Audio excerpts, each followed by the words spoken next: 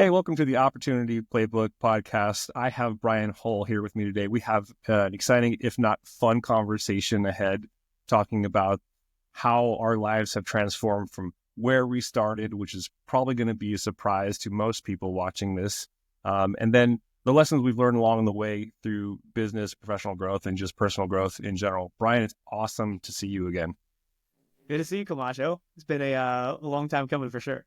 Yeah, so to give people a little bit of backstory, you and I met in college, and I think we have different memories of how we met. But if I recall, you said we met, at registration for college, and we just kind of hit it off standing in line with the other people who had relocated across the country to find themselves on a creative journey at music school. And we both went to the Berklee College of Music.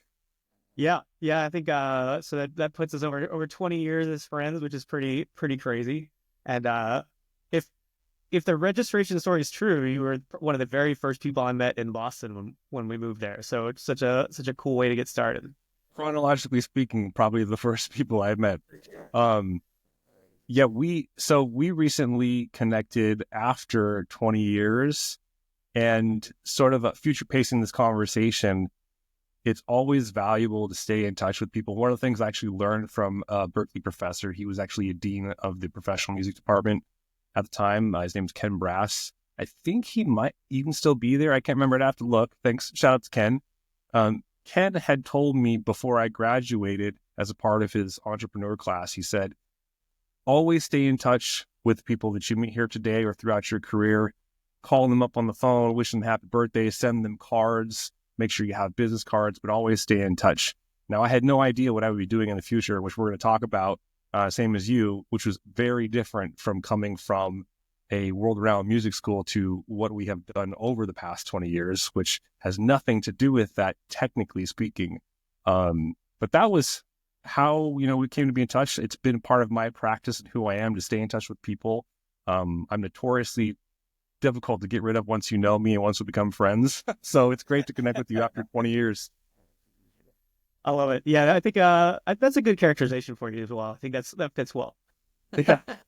Kind of latch on like, this person's awesome. Just kind of, I'm not going anywhere. And I always find that the people that you know the longest, anytime that you pick up a conversation, even 20 years later, it's like it was yesterday. It's just crazy to think that we've known each other that long, and you're not even the only one from Berklee that I still talk to. Fun aside, one of my other colleagues from there, who was my roommate for a while, was actually at the birth of my son. So, the people that I have built relationships from music school have been with me now for what is a lifetime for some people. Yeah, it's pretty amazing. I think we've known each other for longer than I had been alive at the point at which we met. What I want to talk about here and for everybody watching is this connection between our journey and how it applies to creative thinking, the value of that in business specifically, and even technology, since we both work in the technology sector. And what are the things that people overlook or even underestimate about people like us? And we both have anecdotes. When we reconnected last week, we both have very specific anecdotes. And I've actually been telling the story that you told me continuously for the past week about how people, when you come into their organization or just the interview process, how they try and size you up based on your resume. And I would love for you to share that perspective in terms of like how people view you as coming from a creative background or education. Yeah, absolutely. I think in business, oftentimes there are kind of characterizations people will make around like certain pedigrees, right? Whether it's an Ivy League school, whether it's you've gone through some sort of iBanking or consulting with a big four firm. So the things that live outside of that either are intriguing or kind of big put-offs for people, right? And so something that I've been able to kind of see throughout my career is, I went to Berklee College of Music, prestigious school, but prestigious for a very specific niche. I have a highly marketable degree in songwriting. And so I'll sit down in interviews, and this has persisted for a couple of decades now. It's not just a straight out of college type scenario where I can tell instantly how this interview is going to go and whether I'm going to get this role. And oftentimes it's if the person notices my background at Berkeley, they say the same phrase, but they say it in different ways. So when I'm going to get the job, they say like, "Wow, Berkeley College of Music. What brought you here? Tell me more." And they want to hear all about it. Probably they wanted to go there, or they have a nephew that goes there, or their neighbor's son is debating it, or whatever it is. The same phrase can come out as Berkeley College of Music. Why are you here?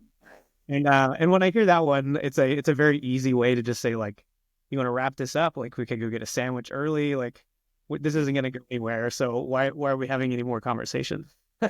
Yeah, I think the way you put it to me when we spoke was like, "We're done here, right? Like this is not a fit. It's not a fit."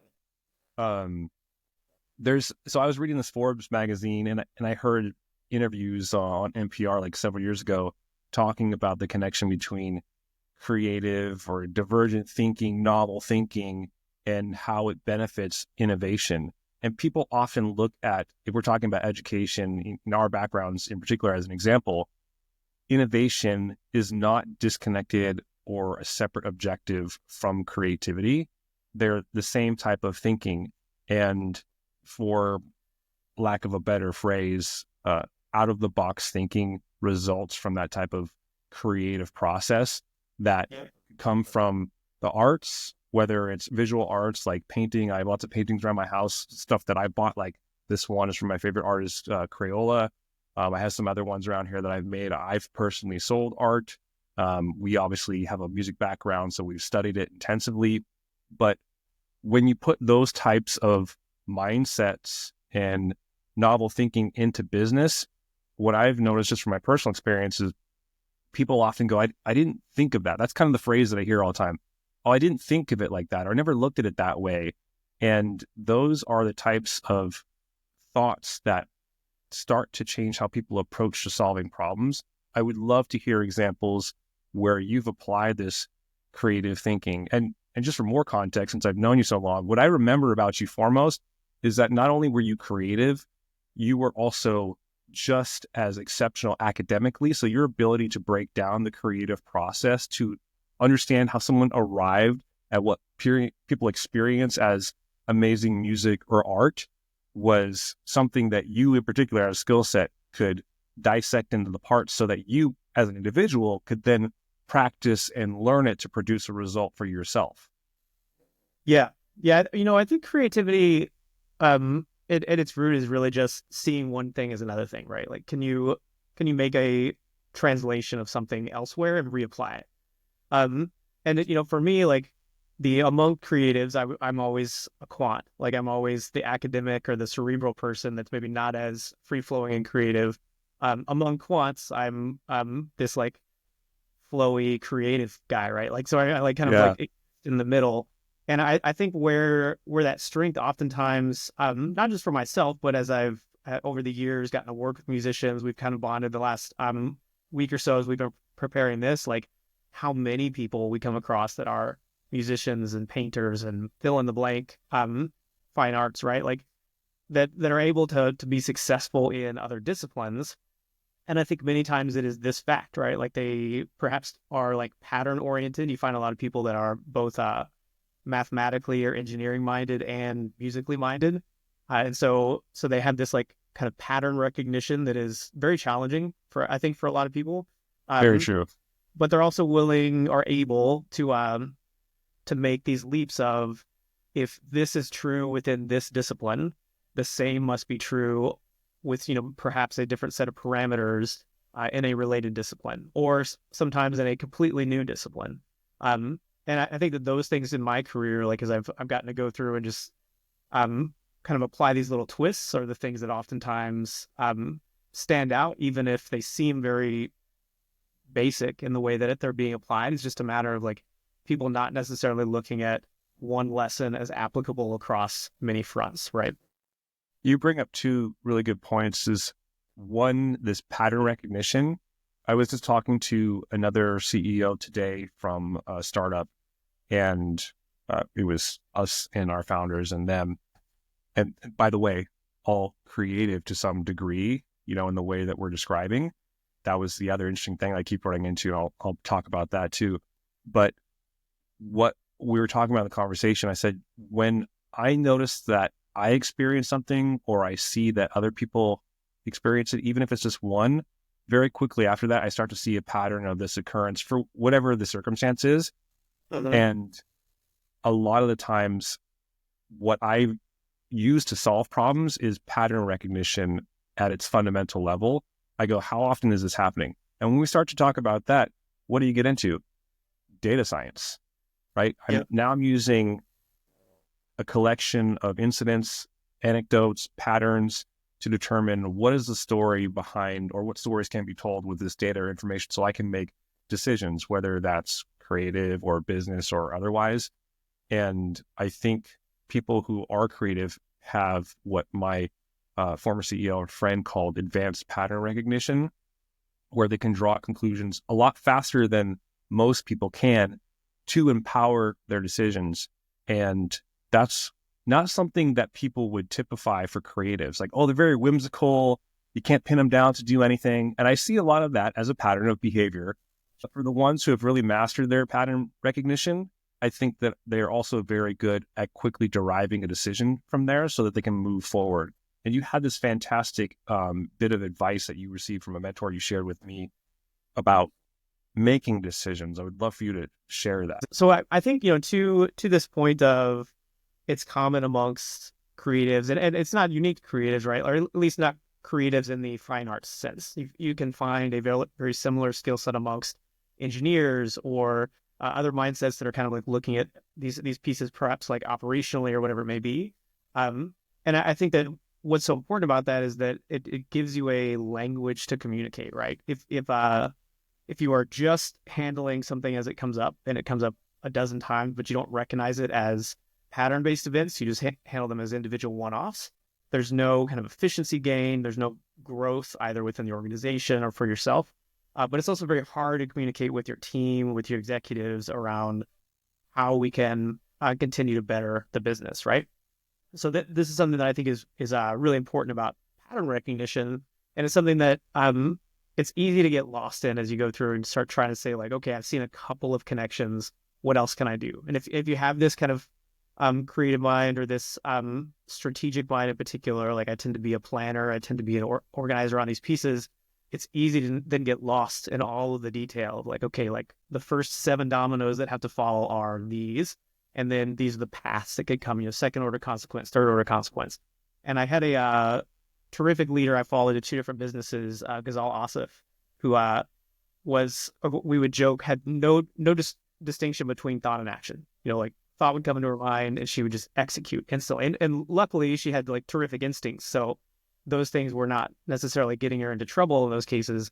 But when she could see me get in these loops of, hey, like I see you going into the science lab and like really mulling out all of these like disparate strategies, what I need you to do is make a bad plan. And I think that's such a great piece of advice to people is the idea that like it doesn't have to be perfect. We can iterate regularly, but we're going to take action. And so if action is a bad plan of action, but it gets us moving, it's really critical, right? If I were to draw a direct connection back to the creative process, you and I probably, as hyper analytical or even to the point where we get analysis paralysis, might stop and go, I have to think about every step, every move. I think you and I also, going through creative education, performing music of all things, would not think twice to make a mistake while improvising and make every note, even the bad ones, the right note. Like Miles Davis, you talk about making mistakes, and Herbie Hancock like played the wrong thing, and then he heard someone, Miles Davis in particular, riff off of it. It's the same process, but what I think is interesting is when you put us in some other setting, it changes how we think or act. And what it sounds like that person was doing, and this is certainly something I've experienced, is they go, okay, great. We know that you can ideate. We know that you come up with any number of things. You can see any number of patterns, but now you need to put a framework around it to execute and just play Yep. it, just perform, if you will.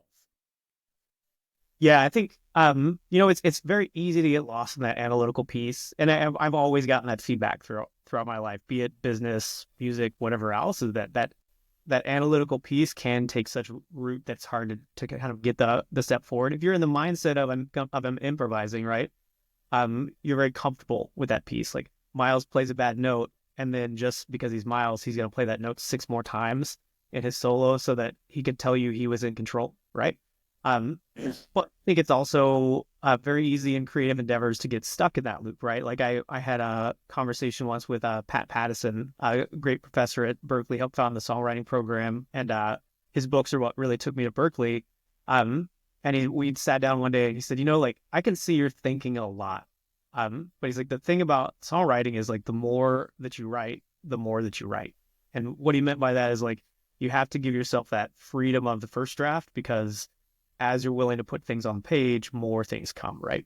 And I think that's something that in various forms, I've heard that throughout my life, and I have to like continually come back to like this much thought into a strategy or into a point of analysis is helpful because it is a superpower of mine. But I have to recognize when that superpower becomes an anchor, and then be ready to switch and take action to kind of make that bad plan, right? Had another professor at Berkeley who taught editorial writing, journalism, specifically for music. So there was one point where I was writing for the college paper, and I remember he said one phrase that I have said a million times since I was there to anyone and everyone that it applies, including my son, and he's only 9 years old, which is to write is to rewrite. And my son too, he's young, but he's like me. He's super analytical, and he's like, this isn't perfect. And he's talented on top of that. So he gets frustrated when something's not perfect. And I just told him to write is to rewrite, to create is to continuously create or continuously iterate. And it's hard for people to get outside the comfort zone. I think probably if there's a difference between the creative process or even the perception of what it's like to be a creative in the arts versus in business, is we can be perceived in that context as being free to make all the mistakes and free to continuously write and to continuously play until we get the performance or that outcome that we're looking for. But in business, it's like, is this the right decision? Is this going to cost money? Is this going to tank the company? Is this going to cost me my job? Is usually kind of the first thought, depending on the environment you work in. If they don't foster creativity or making every plan, like just make a bad one, as you said. Yeah. I think that it's presumed that you get that inherent creativity, creative freedom in the arts versus in business. Though I think to the same degree, fostering it and giving you more time to write and create, it puts you in practice. And what I see stopping people, especially over the past year, when I was talking to like hundreds of executives a month, is they all have one thing that they're afraid of, is taking action, because they're afraid it's going to be the wrong action, the bad choice, the bad plan, and they get paralyzed. It's like textbook analysis paralysis. I'm curious to know, do you have an example where, it's one thing for your mentor to say, like, I just want you to do this. It's another when you first do it. Like, sure. How many times or what time frame did it take you before, like, I'm cool having this as my modality when I'm not really sure that I'm just going to make a bad plan and get into action? Like, how long do you think it took you to be comfortable doing that, even if today you're not always exactly comfortable? I think it's something you have to continually cultivate. It's a perishable skill in the sense that in any environment, business, creative, or other, like it has to be there has to be kind of like a agreement that this is how we're going to be, right? Doesn't mean that like all mistakes are forgiven. Like you don't do stupid things in any of those scenarios, right? Like we're still going to sit down and play a song in the same key. And similar. Yeah. We should have an idea of like what are the parameters within which we can experiment. But I think that like with that, like as an individual contributor, you have to be very thoughtful around like what are the ways that I can experiment that perhaps the return is of interest. It doesn't have to be like transform a business, but the return is something that people will care about, but the risk is low, right? That's a way to kind of begin to build trust, be able to build those opportunities to kind of break out a little bit. I think from a leadership perspective, it's even more important to just kind of like set that expectation and maybe even hand out some of those, right? Like if you can create a scenario where you can foster others' creativity and have them bring ideas and say like, hey, I noticed this thing in this corner of the business and I want to go try something. That's the ideal scenario. I think for many people, it's foreign enough, and perhaps like in speaking to you, if you are in their leadership chain, intimidating enough that they may or may not bring that to you, right? A few people certainly will. But if it's something that across your organization you're regularly discussing, celebrating, possibly handing things out, saying like, something's weird over here, could you go think about it? And come back with an idea. Like it's something that over time I think fosters a very different environment and allows people to experiment some. When I was at App Dynamics years ago, kind of ended up in operations on accident. Like I started in sales and went through a few different things, ended up in operations, did not know what anyone in operations did. So I had to show Happens up. to everybody. Yeah, like every 6 months, like I'd show up and have inherited a new piece of a team, and I'd have to walk in the room and be like, what is a deal desk? What does sales operations do? But, there's so many kind of unique domains of expertise, so many people that know that business intimately. And the team got so big, we were 50, 60 people at the time that I left. Like we went through and started doing things where I kind of started this side project amongst the organization that we called the innovation engine. And it was just this idea of like, we're just going to create a big stockpile of problems, like things that we know are challenging or we'd love to see done better. And you could come pick from that and recruit a couple people in a quarter, and we'd run 2 or 3 experiments in a quarter where you'd have some freedom to just go out and explore this piece.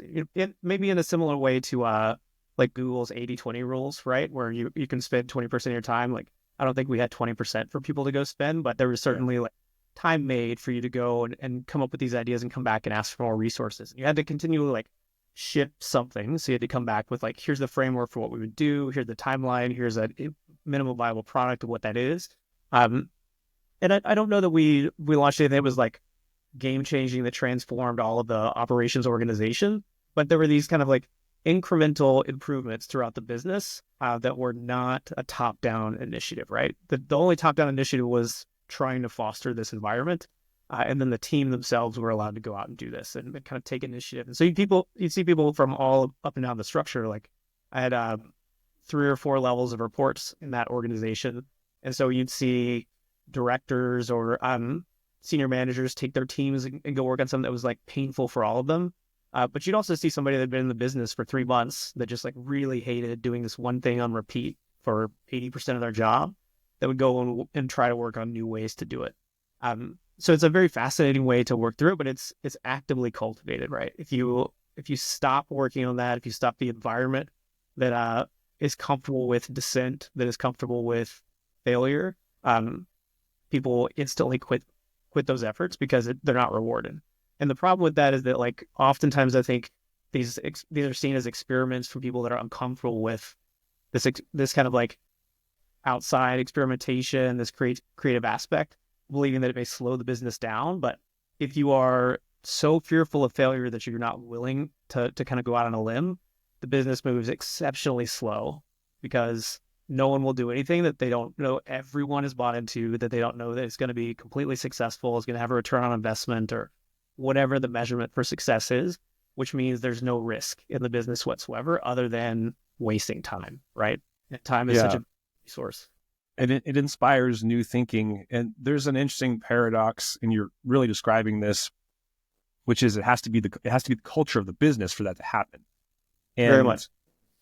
There's, at least right now, if I'm looking at the macro circumstance of the job market, people are trying to operate very, very lean. And so they let lots of people go. I mean, look at the news, right? There's thousands of people losing their job just like this. And it's been happening for several years and for different reasons. The COVID, reductions in force have become a business practice, an acceptable business practice rather than a mitigation.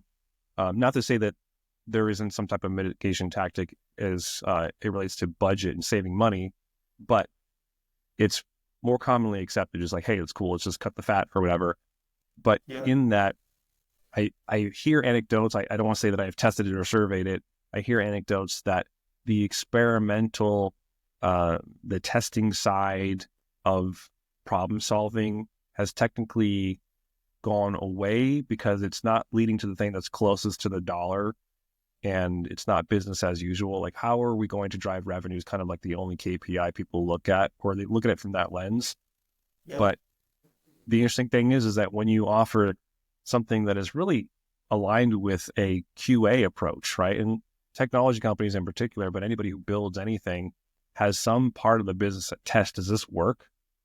Or is it broken and can we fix it? And how much time do we carve out for that? Do we have resources for that? Is it going to be a lift by everybody? Do we have a team that does it themselves? And what's the benefit? I had this job briefly working for a division of Yamaha where I was in the QA department testing things, but specifically trying to break them. I put a sign up on the wall, and I quote it pretty often, that there will be bugs. There's always something that could be done better. There's always something that's breaking. And I have this proclivity to find what's broken. I'm always like the first person to break it. I'm like, hey, did you know this was happening? Like, no, how did that happen? How did you see that? Where's that happening? I'm like, it's right here. It happens consistently. So it's like a good and a bad thing, but to your point, it can lead to innovation. It can lead to business opportunity, and it can ultimately lead to growth and revenue through those processes of identifying that stack of problems. I love that you call that an innovation engine, because it really is. You can't innovate on something where if you don't have a problem to solve and Yeah. or you're not willing to like make space for it. I'm curious to see, have you seen a change in the trend of innovative problem solving being prioritized just from your side of leadership in the past several years? I think there are not necessarily in terms of mandate from executive leadership. I think any quality leadership team is always looking for a better idea. I do think that there's this movement towards playbooks of various types. I mean, even our conversation, right, is the opportunity playbook. So we haven't talked about backgrounds much, but my background over the last 10 plus years has been in software, predominantly in go-to-market teams, first in sales, and then running operations for the sales organizations, to all the operations and strategy aspects. And so I'm in that time, I spent a good amount of that experience in some very famous kind of playbook companies, right? Companies that figured out a way that you can deploy a sales organization in a repeatable fashion to go execute, and that you can actually apply math to these components. You get these many leads, and these many leads convert to these many opportunities, and so on and so forth down the funnel until you get X amount of revenue. And so you can actually start at the very top of the funnel and say, we need this number of leads in order to get to this many dollars. And it takes us these many things, be it marketing initiatives, phone calls, etc., in order to get that many leads. So at the front end, you can just say, I need to make 170,000 calls this year across the sales organization, whatever it might be. Yeah. It's extremely effective. I think that within the constraints of that, you still see people, be it individual sellers, folks in operations or engineering, wherever else, that are all kind of working together in the go-to-market organization, who are individually exceptionally creative to get in front of their customers, to help create value, to help kind of articulate the unique competitive value of the business. But it's something where you have to have that mindset. And I think that for some people, the idea of the repeatable playbook mentality kind of precludes creativity. And so it's a possibility amongst some leaders, usually first line or middle management, not necessarily at the top of leadership, to be kind of less welcoming of some of those ideas within constraints, right? But the reality is, like, all creativity is within constraints. If we look at the realm of music, you still have a form or structure of a song. You have a chord progression within the space. Typically that aligns to a number of scales that may be appropriate for the respective chords in that progression. And then that's where you get much of the improvisation, melody, etc.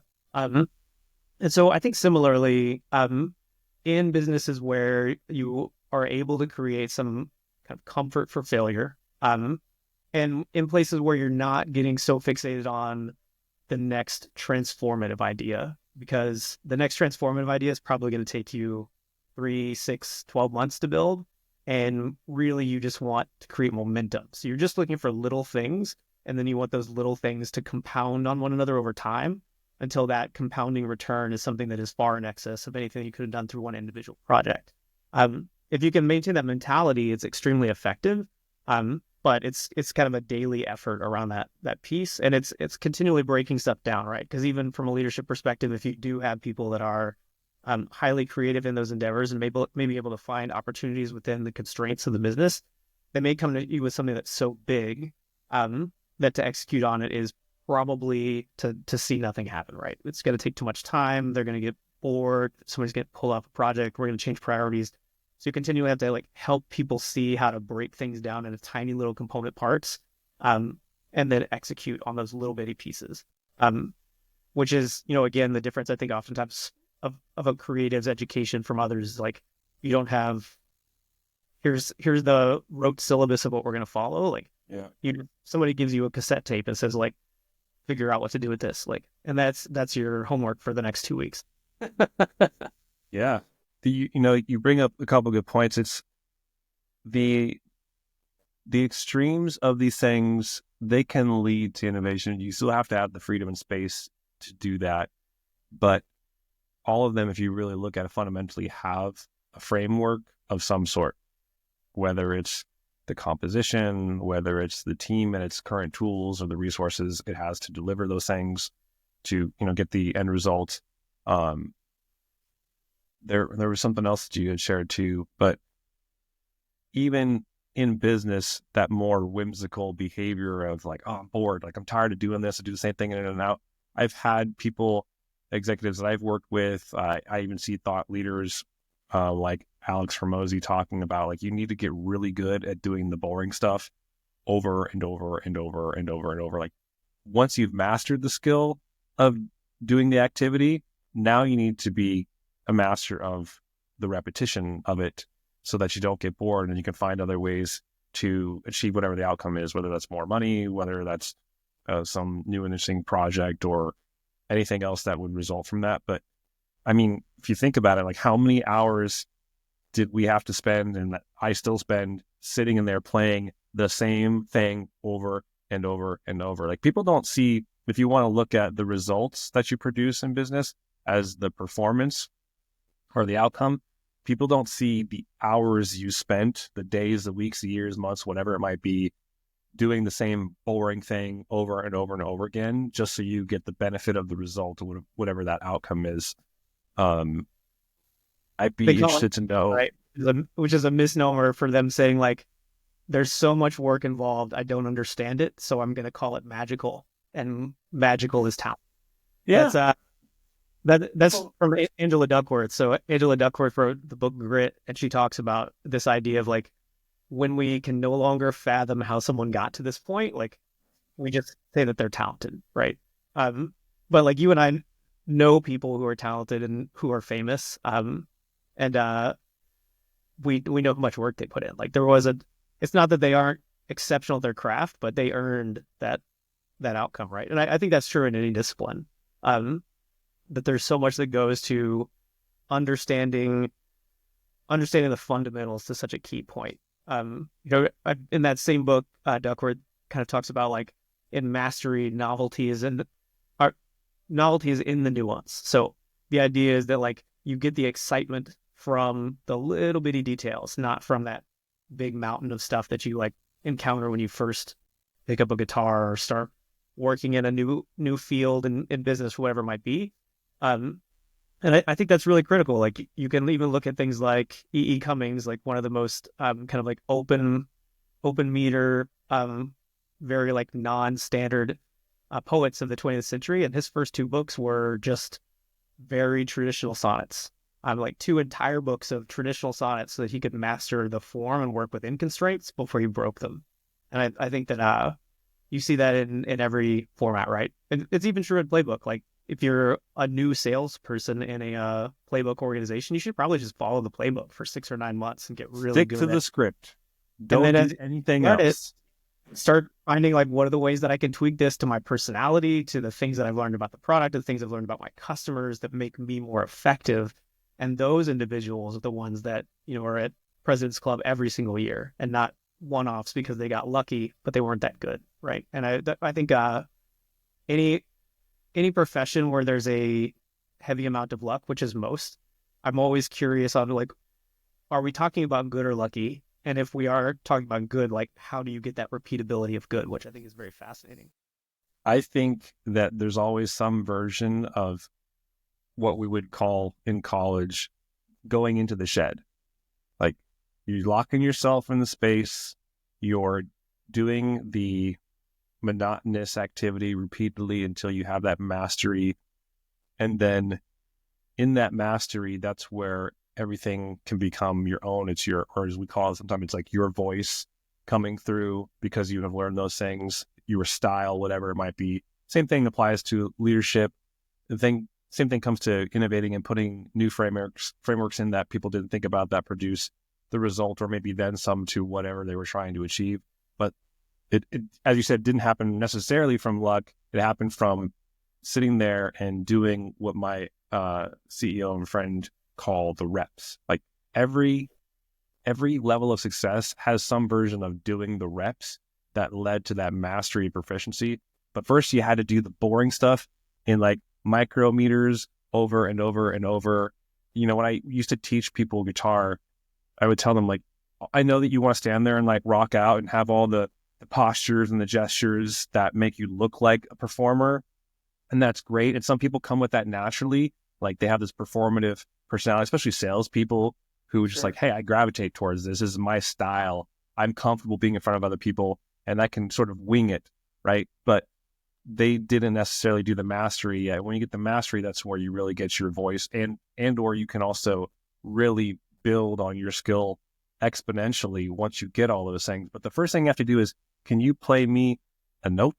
And with the exception of piano and drums, producing the note requires mastery, right? So stacking and building all those skills till you get to the point where you can be performative and connect with people, your audience, if I want to use that analogy, and get the end result. It takes mastery of all those boring things that you do every day in the shed until you can go there and make it your own and people recognize you as the talented, gifted salesperson or gifted leader. And really, at the end of the day, they have the opportunity to do the reps, to have all the failures, to perform and have a bad performance so that they could show up in that role where you know them to be the mentor. You're like, oh, they have great intuition. I guarantee while that person has intuition, she had intuition because she had enough failures and bad decisions that she could give you that specific advice and say, play a bad note. Let's just see what happens, but let's stick within the framework. I'm going to give you the freedom and the space to make a bad note and just get out of your head because you're not taking action right now. And I'm guilty of that too. I mean, there's people watching this who would be like, yeah, definitely. I've had to like kick you in the butt a few times to get you into action because all you want to do is think about it all day long. I had a VP, and a president and a branch manager who used to hover over me at different times when I was at Robert Half, and they know who they are. They're all awesome people, but they're awesome because they knew that it just took action. And a lot of people don't understand with respect to what they do, the action piece. It's great if you can ideate, think about it, but if you never take the action, you don't have the other half of the success that could be. And so they would hover over me like, why is the phone down? Like, why aren't you talking on the phone? Pick up the phone. I'm like, well, I'm analyzing this company and seeing like who are the people I should be talking. They're like, I don't care. Pick up the phone and start dialing. And now when I want to talk to somebody, I'm like, where's that phone number? Let me hunt it down. Let me pick it up and call them. I don't care who answers. I just do a business last week and their husband answered the phone. I thought I called someone's pop-up. And I was like, hey, this is David from so-and-so. And I was totally thrown off like that. But most people, like, oh, a wrong number. Yeah, I'll let you go. I'm like, nope, I'm going to get to the right person. I'll play around in people's phone systems. If I ever have to call your business, anybody watching, I will play around in the phone systems until I get the people I want. And I have no shame picking up the phone multiple times, call the same number to call the same phone system, push all the buttons, talk to multiple people until I get connected to the one who I need to talk to because I have something of value that's going to change their life. But it took someone standing over me going, pick up the phone, do it, stop thinking, just do it, because I have the playbook, I've given it to you, but now you need to act on that playbook. And it took a long time and a lot of resistance on my part. Yeah, you have to, I think, absorbing it to the point to where it is assimilated and a part of what you do is time consuming, right? And it's there's no option other than putting in those reps. Like you've got to put in the time in order to get there. There's this thing I noticed about all people, all different levels of the profession. And we talked about this a little bit, and everybody talks about this. There's many articles and opinions on it. And it's this idea of imposter syndrome. And the way that I define imposter syndrome is that you have the skills, the abilities, even the potential. And I think the potential is the best part, but the potential to do something, but you're afraid that other people will discover your disbelief in yourself to be able to do it. And a lot of people who have this, they actually have all the skills, have all the experience, but their perception of themselves is that they're not capable for some reason, or that somebody else will look at them as incapable. And this is sort of like a Clark Kent analogy, but I'm wearing glasses. For anybody who knows, I don't need to wear glasses. I hate wearing buttoned-up shirts, not to be provocative here, but I'm a musician at heart. I have been since I was a child. I was raised by musicians. My great-great-grandfather was a traveling priest and musician who was all over the country. But, I'm wearing a Purple Rain shirt. I love it. And this was one of the first I wonder albums. where your shirt was. You told me to wear a band shirt, then I showed up in a t-shirt, and I see nothing on it. I love it. But it's this like separate identity people feel like they have to have, and I'm demonstrating that even I'm subject to it, at times. When I join meetings, I have 3 ties to choose from here at my disposal. I can just reach and grab from them. They're here at all times. I can change it up depending on how many meetings I have in a day. But at the end of the day, I'm a creative, born and raised. I have masters of different arts in my family. But what I learned from them and that creativity is that those two things are not separate, as we've talked about. My great uncle, he is a master painter. His works are as good as the 18th century chinoiserie that is in the Getty Museum here in Los Angeles. In fact, some of it's even better.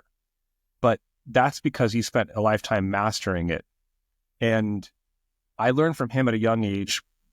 He was friends with the protege of Jasta Heifetz, who is, and if you play violin, you know who Jasta Heifetz is. And I didn't know who he was, so I'm not trying to be bougie. My uncle was friends with his protege. My uncle's he's 80-something years old now, and he doesn't have the facility to paint anymore, but his works are mastery. People have in their collections. There are Las Vegas hotels that have his chinoiserie furniture in their hotels. And I learned from him and his community of people. One day I was over at his house when I was a teenager because my grandmother, his sister, were very close. So I was always around his art influence. And he had one day classical pianist, a cellist, a violinist, and I think there might have been some other musicians there, and they were just hanging out at his house. These are orchestra and symphony chairs sitting at his house, just hanging out, and as you and I would call it, jamming, except they don't jam, they play written pieces and they perform them. But there's music. Yeah, there's sheet music. They're doing it informally. And I didn't think anything of it. I'm like, well, my uncle is a creative. He has very famous creative friends. This is just a Tuesday for him. And afterwards, I heard them socializing and talking, and I overheard them talking about, oh yeah, I'm going into med school, or I'm a lawyer. And I am like, wait a minute, you can be a very successful business person, even a doctor, and be a symphony musician? I was blown away. I thought the two things, like most people that you and I've experienced in the job application process coming into our careers, are like, oh, these are two separate things. They have two different outcomes, two different personalities. They don't do the same thing. They're not necessarily what I want in my business, but I I found out at a young age that those things foster innovation and business acumen and success. But at the core of it, there's this imposter syndrome that I think gets fed into it. And everybody experiences it. I think creatives experience it in a slightly different way because there's this immediate bias. Like, you play an instrument, that's cool and all, but if that's what you do for a living, I remember one of my first jobs in talent acquisition, they're like, so I see that you went to Berkeley, you're a musician, like what's going on with that? And I said, You got the second answer from that interview, right? and I said, that is not going anywhere. Because at this point I was cemented in who I was, like creatively. I said, that's not going anywhere. That doesn't have to be a separate part of my life. I don't ever have to stop doing that, and I'm never going to.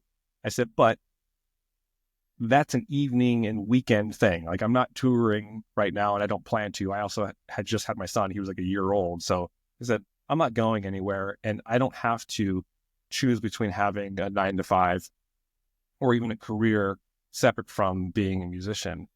And I, get that question all the time, but I was also at the point where I was comfortable with saying, like, I'm a creative thinker, and this is a benefit to you. In fact, in that conversation, I actually told them, I said, and I have all these wild stories about things I've said in the interview with the decision maker that ultimately the next decision by them was, you're hired.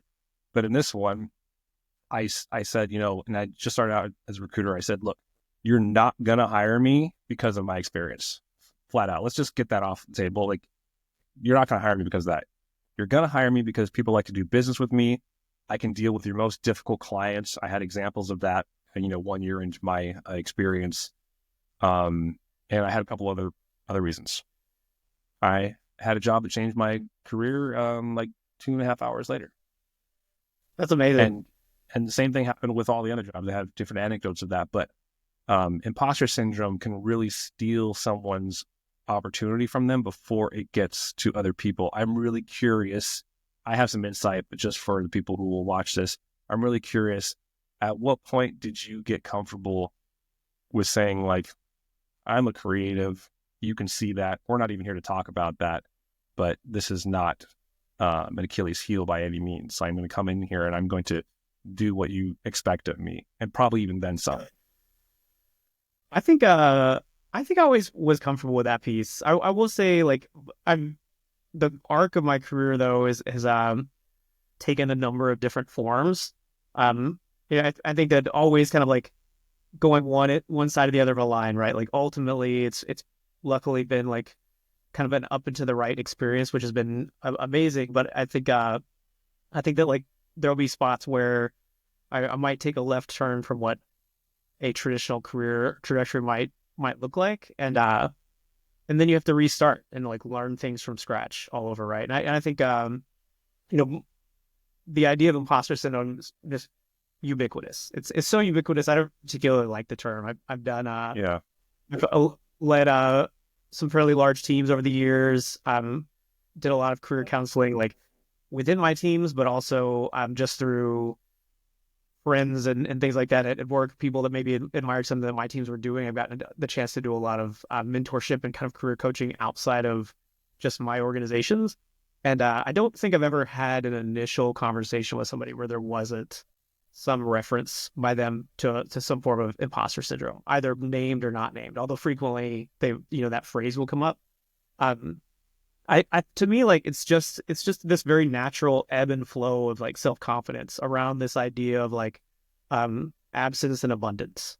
So in the moments of absence, there's this piece of like things are like closing in some way, or I'm going to be caught, or I'm going to be exposed, or whatever it is. And in these moments of abundance, it is I can accomplish anything I put my mind to in some version, right? And I think for a long time I thought that this was just like, are the borders closing in or expanding? But I think that's a bad way to think of it. It would be easy to look at a point of absence and say, like, the borders are clearly closing in because maybe you got pressure on you at work, or you're struggling to like figure out this new concept, or whatever the case might be. And so therefore your borders of like wealth, development, kind of personal fulfillment, whatever it might be, are flat to closing. But you'll see people who maybe are in those scenarios that are in a point of adversity that kind of refuse to see anything other than opportunity in front of them, right? It's the same reason why we get like so fascinated with people that are able to just kind of maintain this like positive fighter's mindset through um, cancer diagnosis, right?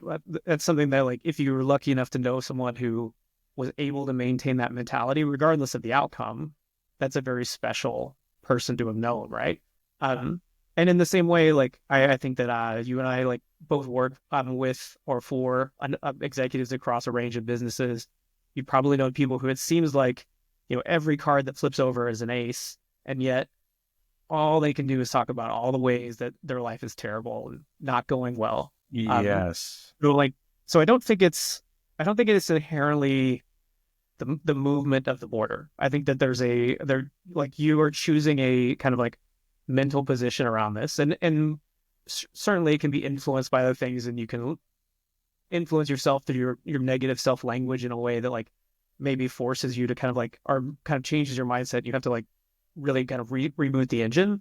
But I think that this idea of like just going in and knowing at your core, like what are those things that you're good at? The start of your question is like, how did you go in and have a conversation about being a creative but doing something else?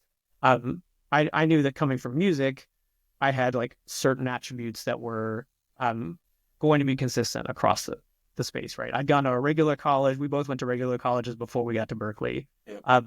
And I was on academic scholarship there, did decently until I decided I wanted to go to music school, and then I stopped going to class. But like while I was going to school, it was fairly easy, right? Like you have a syllabus, you have like an agenda of things you need to accomplish, and you go through and you execute whatever is asked of you. I think within the context of a musician, like there's not even though like certainly Berkeley had curriculum, there's not a single path, right? And if many of us were not going to Berkeley looking at it saying like we would like to be a teacher, or we would like to go into music business, like we went to Berkeley because we wanted to be Bruce Springsteen. So like how how do you don't write that on your resume that you're like applying to be Bruce Springsteen, right? So how do you basically curate that for yourself, which means that you have to have this capacity to like look at really complicated problems, break it down to a host of tiny little bits, just like we talked about with the innovation engine earlier, right? Like help break these things down and then follow these habits over time that kind of compound into some outcome. And so similarly, like, whether it's early in my career doing web development, or as I got into sales, or as I took sales into like channel, which is largely about like building like global partnerships and strategies and executing programs, and then that translating into strategy and ultimately operations. It's always just this fundamental of like, what do I know? These core concepts that are applicable across a range of disciplines. And then what do I need to apply that to learn or be successful in the challenge in front of me? And, that is getting out, assembling your team, understanding a problem enough that you can break these parts down, and then being willing to ask for help along the way. And I think that this piece around like imposter syndrome is really just these moments of feelings of absence, this kind of like a lapse in self-confidence around this space.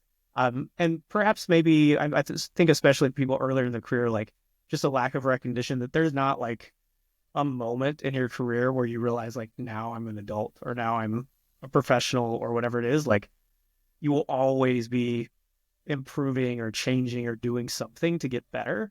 And when you aren't, you'll stop being happy about it, and then you'll want to go do something else, and then you'll have to start all over and feel like you don't know anything all over again, Yeah, there's so much to unpack there. You're talking about something that reminds me of when I was a really little kid. I think it was probably my son's age. I was about 8 years old. I used to dismantle everything. My mom actually has a story about when I was really little, like an infant. She said that there was this metal, like die-cast toy. And I don't know if you've ever seen these things. You find them in like vintage stores. They're basically metal that's pressed together. Yeah. There aren't really any seams to them, but there's no screws. They're almost just formed. And she said that she came back in the room after I had been playing with this for some time, and I had somehow dismantled it with my little baby hands. She's like, I took a bowling ball and a hammer and I tried to smash this thing apart and I couldn't do it. And I still don't know how you did it. Now, I don't have a memory of that, but I will trust that she saw this and was baffled, because I do remember later on still taking apart every toy I ever had to learn how it works, specifically mechanical things that worked off of electricity or battery power. And I always joke around that I should probably have been like a robotics engineer, but I wasn't in the environment where I had the resources to foster that. But what still continues to be true throughout childhood, my creative endeavors, and my corporate America career is that I've always been fascinated about how things work, and I try to dismantle things respectively to understand how the pieces work together. As I said, what's broken, I always find the bugs, whether they're software or hardware, or just business process. And then, my innovation engine in my mind, like, how could this be better? And that type of thinking, again, goes back to the creative thinking process, but willing to understand all the parts and then put them all back together to improve it or make something better, or just even have the understanding.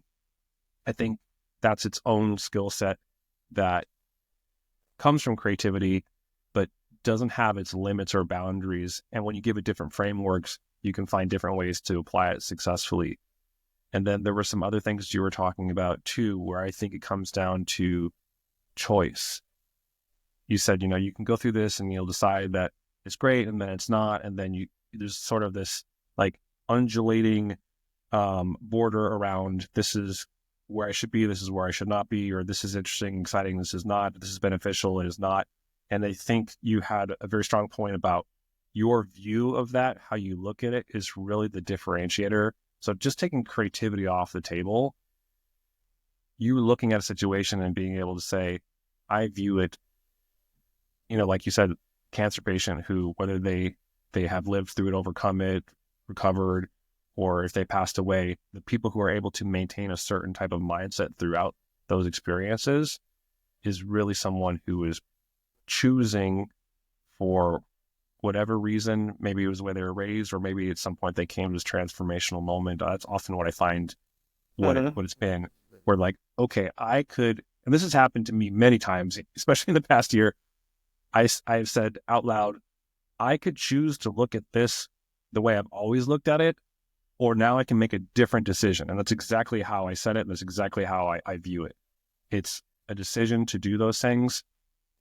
I've always known you for the interactions we had in the past, and you still seem to be the same person today. I've always known you to have this positive mindset. I think maybe once or twice you've even corrected me on maybe how I might have commented on something, because I used to have like a very negative perspective, especially as a younger man, where I was like very contrarian. Just, I would argue for the sake of arguing, and I think maybe because of your I can't imagine. surprise, but it's not just you. Everybody else has seen some version of that with me at some point. But it's a double-edged sword. But I do remember you to be someone who, for as long as I can remember, really must have had this from a young age, where you look at things positively, like, or not verbatim saying, I'm not quoting you, but it was very much like, or you could look at it like this, like, have you thought about this? And especially because you have such an academic mind, you usually had some type of reference specifically to why you might want to take that. And sometimes you laugh it off and you're like, okay, whatever, dude. But I'm curious to know, like, do you know, if we were to, maybe it's an origin story for you, do you know where that comes from for you? I'm always interested to find out where people's approach to adversity changed or became formed around, I'm going to make a decision to look at this in a way that actually is productive as opposed to detractive for me. Yeah, some of it's probably just kind of like what like philosophy or mindset aligns. I think that there's like, we also have things that we're exposed to. So like my dad in particular is just notoriously upbeat, to the point where like a few years ago he was in the hospital after a surgery and was like not doing great, and was kind of like asking for help, and nobody was like giving him the meds that he needed or that sort of thing, like not enough painkillers for what was going on. And finally, a doctor came in and said, "Well, you seem quite upbeat. Are you always like this?" And he's like, "Yeah." He's like, "This is how I am all the time." He's like, "That's why I'm telling you that this isn't going well." And they realized that like his personality was so kind of like positive in nature that it was like overriding the staff's kind of perception of like, well, he should be feeling bad, right? And so therefore, um, I think that there is that piece of like maybe it's just kind of inherent both in either genetics or upbringing, right? But I think also, I for as long as we've known each other, like I've been reading philosophy, like I've been interested in a lot of different ways to think about things, and the reality, regardless of what philosophy across the world you align to, is that there's a very common thread of like the only thing we have control over is what we choose to do next, right? It's this present moment, what we choose in this present moment. So if we look at things, something that happens in my head as this kind of like cerebral kind of strategy mindset is I'm always looking at like what are the 7 or 8 or 9 different ways that any scenario can play out. Anything happens and immediately I'm just like, here's the 7 things that could happen next, right? Um, Now to the degree that like my action is engaged in that, or in my action could even just be how I choose to perceive that piece. It's now my option to be able to choose which of those I want to perceive or what course of action I want to follow, right? And so there's that opportunity to say like we could look at this in a negative mindset. We could think about all the terrible things, or we could just ruminate on all the other ways that it could have been if something else had happened, or we can choose the next thing that we're going to do to kind of continue in the direction that we believe is the correct path. And I don't think that I certainly don't like am not successful at doing that all the time. But it's something that like if I can create a disconnect for just a moment and kind of remind myself, it's always the point I'm resetting to is like what are the facts of what we know right now, not whatever my like opinion of those circumstances are, and then what can I do with those facts. And I think that sometimes that is positive in nature. Certainly I have a tendency to like joke a lot of things off, but I think that oftentimes it's just very neutral of like, how do I get to a point of not passing judgment on what is or what might be, and just saying like, this is what we can do, and this is what I think I should do, so I'm going to do it. Your father has set your default mode. Yeah, yeah. I think just if default is like smile and joke about stuff, then it at least kind of adds levity, and then you can use that to kind of like help you on the reset and think about whatever the case may be. I certainly in business, oftentimes you'll have things where we're in high stakes scenarios, millions or tens of millions of dollars maybe at stake in terms of like budgets, payrolls, revenues, whatever it might be. And with that you have a lot of emotions around what we should or shouldn't be doing. And I think that like my one of my skills in those places in terms of like mediation amongst parties is just the ability to be able to just be like, yikes, like let's work on that. And I had a coworker years ago who I remember like in a very tense moment just said yikes in the weirdest way, and it's so disarming because it's like Scooby Doo, like so, and I think about it to this day in those like high stakes moments where if you can just like snap the room for a second, you can kind of get back to what's important. Yeah, I've referenced this person like several times in this conversation, but my former CEO and even greatly to a degree, a mentor and friend. Her name is Olivia Gamber, and she describes this. You probably heard this phrase as pattern interruption, but it's a great way to break out of whatever's happening in that moment, especially if it's going in the negative trajectory, negative momentum.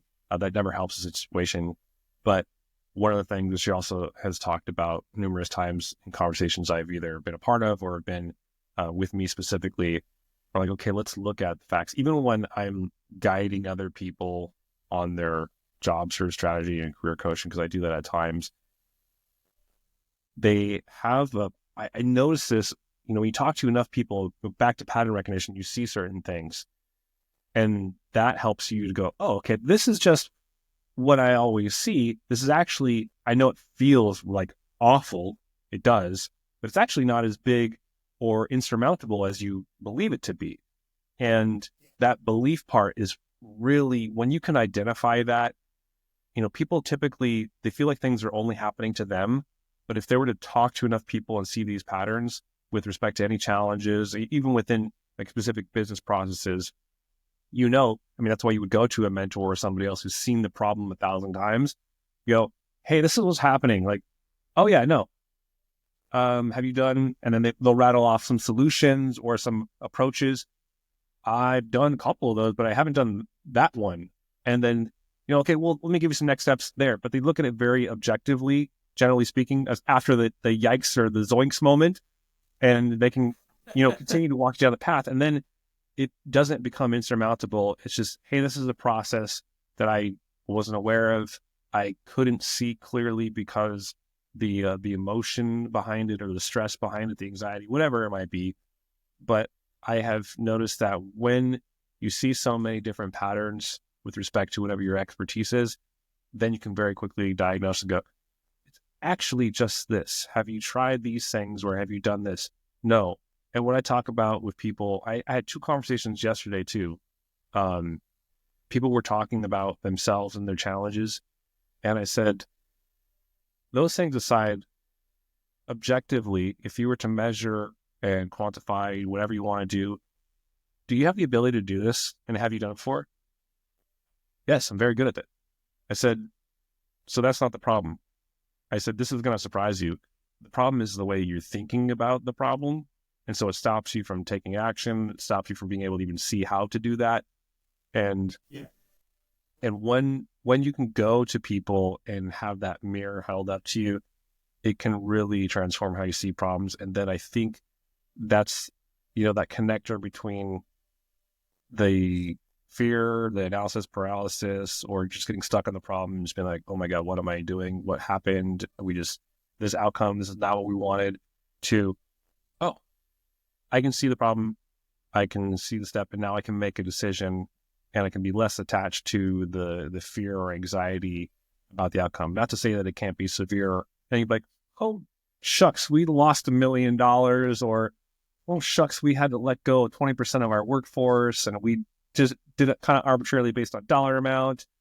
I don't think those things go by the wayside, but it does help you to get clarity to make certain decisions when you can, as you said, let's just look at the facts first and take the emotion out of it. Then everything gets a little more clear. And I'm really interested to know if you were to sort of itemize your greatest hits of best advice you've ever gotten that have helped you become a better leader and succeed at the different points of your career, what might those be? That's a big one. So firstly, let me tie a bow around that piece that you just said, and then I'll come back to this. I think there was something I sent you a couple weeks ago. There's a quote from a Trevor Milad book, which is, whatever you're telling yourself about your life is defining your life. And I think that is such a critical point for why you need these pattern interrupts. And so a piece of advice that I kind of got from watching people interview that is now a stable part of my interviews is I'll frame up a scenario where you and I are meeting at a coffee shop or a diner or something like that. And as we sit down to have a cup of coffee and chat about the role, some of your coworkers are sitting at the next table, and we overhear them say yeah, Dave's great, but, and then I ask them to fill in that sentence. And I think that that's something that is so challenging for most people to kind of create self-awareness around what, how are other people perceiving me in a scenario? And then what does that mean relative to these pieces? And how might I kind of think about that in the way that I move forward? So I don't actually care what you say in that moment about, Dave's great, but as long as you don't say something really terrible, if it's not something that's going to get you incarcerated, what I actually care about is somebody at work doesn't like you, and that's fine, right? Do you understand what you do? And then have you found ways in your own triggers to be able to recognize when that might be happening? So an example might be like maybe you talk over everybody in a meeting and take credit for stuff, intentionally or unintentionally. Hopefully unintentionally, because if it's intentionally, yeah. But maybe piggyback on a friend's idea, and then somehow like that steamrolls into something new, and you're given a bunch of credit for a project, right? So like, can you recognize the spots in a meeting where you're able to where you're perhaps kind of bulldozing everybody in the space, and then insert a kind of like pattern interrupt for yourself to say like, hold on, reset, and then bring back a piece around that meeting. So I think that that's a piece where what I'm really asking is like, do you have a self-awareness around um, the things that are difficult about you with other people? And are you continually improving? So like, have you identified the triggers? What are the things that you've done to counteract those triggers? And I think that like, as I look at people who coached me through my career and things that I learned from them, oftentimes it is these ideas of like learning to recognize points of weakness or points of strength and how to capitalize on each. Um, but it also will let kind of, if you get to where you can see these pieces, like the next lesson around that is that you can start to figure out how you steal from these people to really like adopt the behaviors that you want, right? Like musicians are notorious for stealing. We love to steal stuff. Guitar players in particular. There's an entire library of books in my closet that are just guitar licks. Here's what Hendrix played, and here's what fill in the blank guitar player played, and you can learn this too. And I think that like that's applicable in every domain and discipline on the planet. Like I steal from people constantly for a whole bunch of stuff. If I'm in a scenario where I think that a employee is about to resign to me, and I want to be able to handle it with grace, which is what you should want in that scenario, certainly. I think about my old boss, Dan Broder from VMware. So Dan was just a tremendous leader. And at the time that I said to leave VMware to move on to Meraki, he received that resignation with such grace. And I knew it was heartbreaking for him. I knew he was kind of hoping that we get to do a couple other things together. And I certainly didn't want to leave working under his leadership. But his ability to just kind of receive that, wish me great luck, and then kind of like stop the conversation so that we didn't have to have this like long emotional thing, or what if I got you some more money, or whatever the case would be, was such a great experience for me that like when I think that someone has texted me and said, do you have 2 minutes? And I know I'm calling them and maybe getting that same thing. I just steal from Dan and pretend that I'm Dan for whatever, 6 minutes, right? And if I could show up with the same level of grace, like it's something that I hope is kind of received by them in the same way that I was able to receive it at a time that I was really scared to resign from somebody that I loved working for, right? And I think that a lot of the way that I think about kind of like growth in my career, lessons in career is just like, what are the things that I steal from all of the people that I've admired over the years? Be it, a phrase that I can kind of continually recall, a specific behavior, or even just like a moment, in order to kind of apply it into myself and behave my way into the person or the character that I want to be. Right. There's a subtext to everything about what you have shared today and how you've communicated it that I want to call out just plain as day. And you're talking about it right now, but let's make it crystal clear and put it on display. And that is that you are someone who actively seeks to be self-aware. So you're talking about great examples that I know that anytime I speak to a job seeker, they would say, I would love to work with someone who has that type of company culture, fosters that, a leader who thinks and communicates this way, because, and this is how I know this is true, the majority of people would never feel comfortable exposing themselves to a question like the one you posed, the people in the cafe, what would they say about you? Because they would feel that it is viewed as a deficiency and would cost them opportunity. Whereas You're not saying that. And I've been fortunate enough to work with a couple leaders who were the same way. They're like, I don't hear your weakness. I hear your self-awareness. I don't hear your deficiency. I hear your self-awareness. And I can also tell about the way that you communicate overall, that it's based off of you intentionally always trying to operate with the intent of being self-aware. But in certain contexts, people view that as being exposed, the imposter syndrome we talk about. Yep. And I, as someone who's interviewed, I don't even know how many people, thousands at this point, I do something that people don't know I'm doing. And I've talked about this openly, so I don't care. It's not like I'm unveiling a secret. When I interview people, I'm doing something similar, but I ask them questions that they don't know that I'm asking them. And I'm just having a conversation. And I can think of two people off the top of my head, and I spoke to one of them this morning who, after hiring them, we were all sitting in the office, and they said, I've been thinking about it. It's funny that I'm sitting here in this room with you, because when I interviewed with you, I told you way too much, and I was terrified you would never hire me. I can't believe I said the things I said to you. They didn't say anything inappropriate, but they were doing what you were. Right. Yeah, they were just trying to surmise.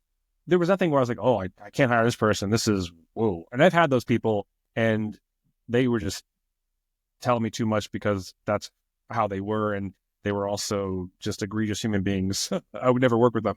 But it wasn't because I was asking certain questions that were thoughtful, so I understood who I was working with, because I also had to know about them.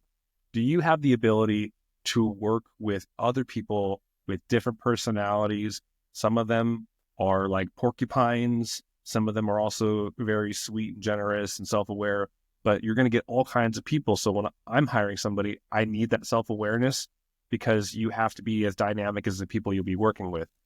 But when you ask those questions in an interview, most people would not feel comfortable doing it. But I wanted to highlight that, because the way that you think as a leader, the way you communicate is, in my opinion, someone who is always trying to be self-aware, and that fosters that type of work culture, because that's how you are, right? You were the same person who was raised with the disposition of your father, who brings that disposition and the elements you've pulled from other people with it that you've, I would dare say, attracted into your life, or make an active decision about choosing to work with them because they align with you in this way. And then say, this is a self-aware leader. They foster me becoming more self-aware so that I can perpetuate that in the culture, or just at least on my team. And I'm taking that everywhere I go, because I am wherever I go. And I think that's a special type of leader that most people don't see when they're asked those questions, but it does really create the environment where you can have an ingenuity machine or innovation machine. You can have a great company culture. You can be transparent. You can pattern interrupt. You can welcome creativity and your problem solving. You can welcome people from different types of backgrounds and divergent thinking, if you want to go as far as saying that. But because that's the framework that you provide as a leader. And so you're kind of answering and asking the same question I asked you, which is, what are the greatest hits, if you will, of mentorship? And I think it really comes from that baseline of your actively seeking to be self-aware, and then looking to others to demonstrate that, and also giving them the opportunity without judgment. Yeah. Yes. Ideally, it's not calculated in that it's a kind of core part of my personality, but I think that ideally, like, what it does is that it gives permission through action, right? Like by kind of like living with a certain character and conducting yourself in that way, it gives the others around you the same permission to kind of be open, to be thoughtful about themselves and their career. So it fosters a very different conversation around those pieces.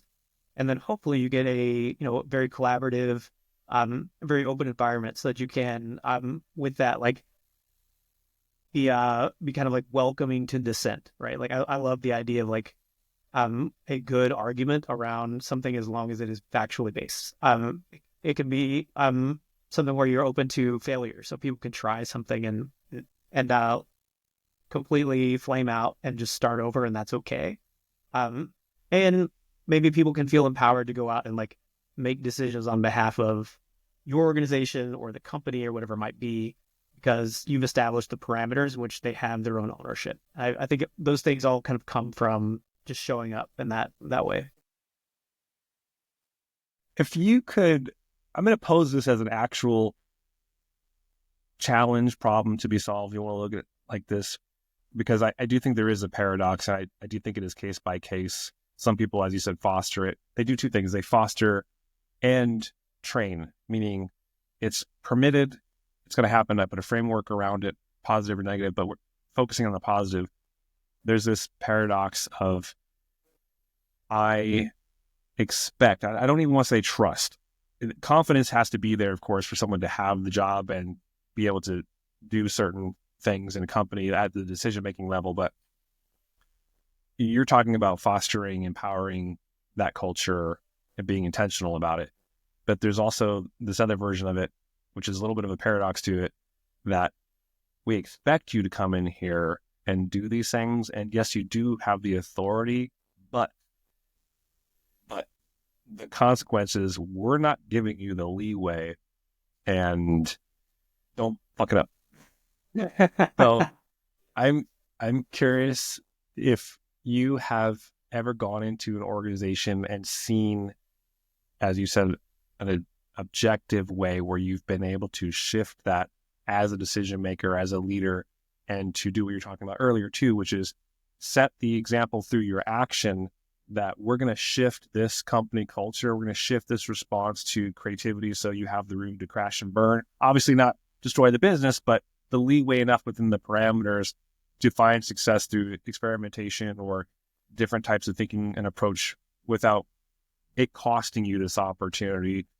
Has there been any specific things you've done to shift that in a company culture through your action and example with other leaders, not just the people underneath you, but the other leaders around you who go, look what Brian's doing? Because you said earlier, people see that I'm doing something interesting and different and I'm getting a good result. And so it results in having exponential growth in these ways. How have you shifted other leaders' approaches through your example? Yeah, I think this probably would have radiated out first, maybe from my organization, the example I'll give, but I think that there's a way in which you can kind of grow ownership within an organization by kind of putting parameters around it and then loosening those parameters as like the trust is built, right? So Shane Parrish runs a blog called Farnham Street, which is a fantastic blog about like mental models and modalities of thought.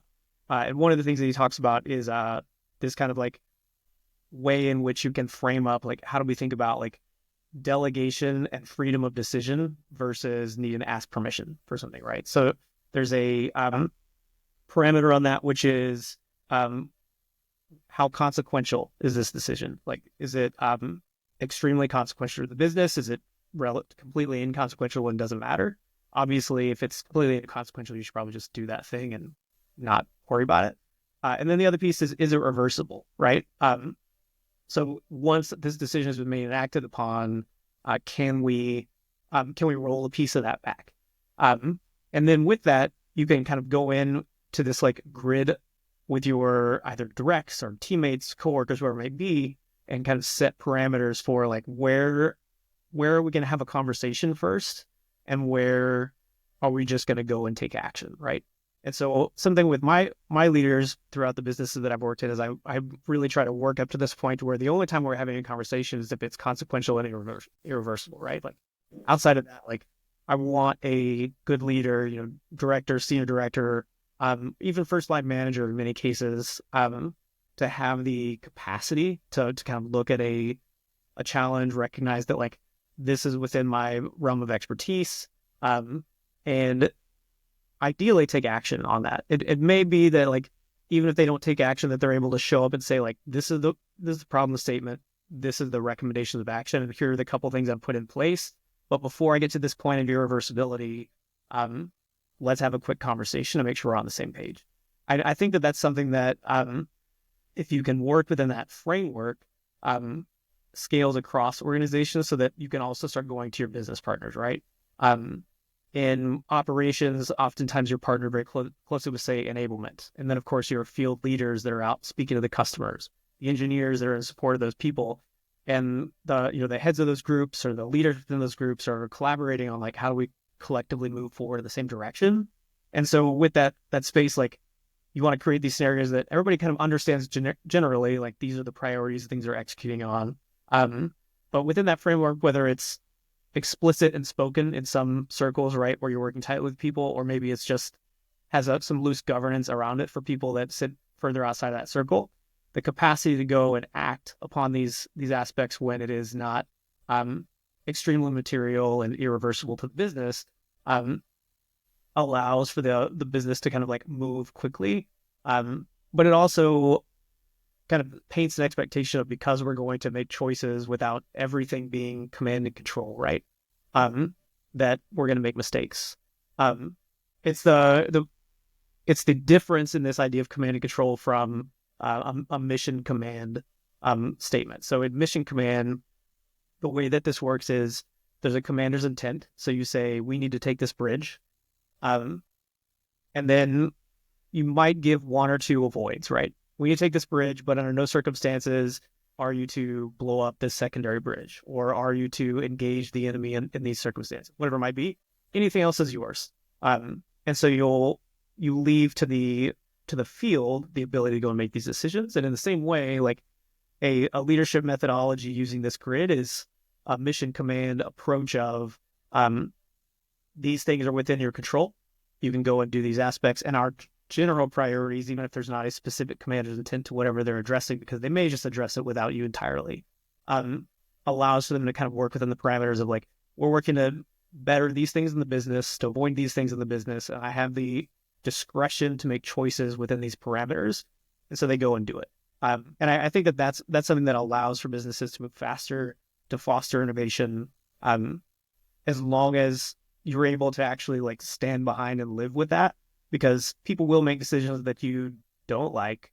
And you need to be able to kind of like recognize, hey, this falls within the realm of reversible or inconsequential or both. And I can go have a discussion with them about their thought process and like how I might have done it differently. But what I definitely cannot do is chastise them or punish them for having made that decision, since we've already agreed together that the way that we're going to be is within this framework. They're free to go and make decisions and to be kind of an entrepreneur or an owner of that piece themselves, right?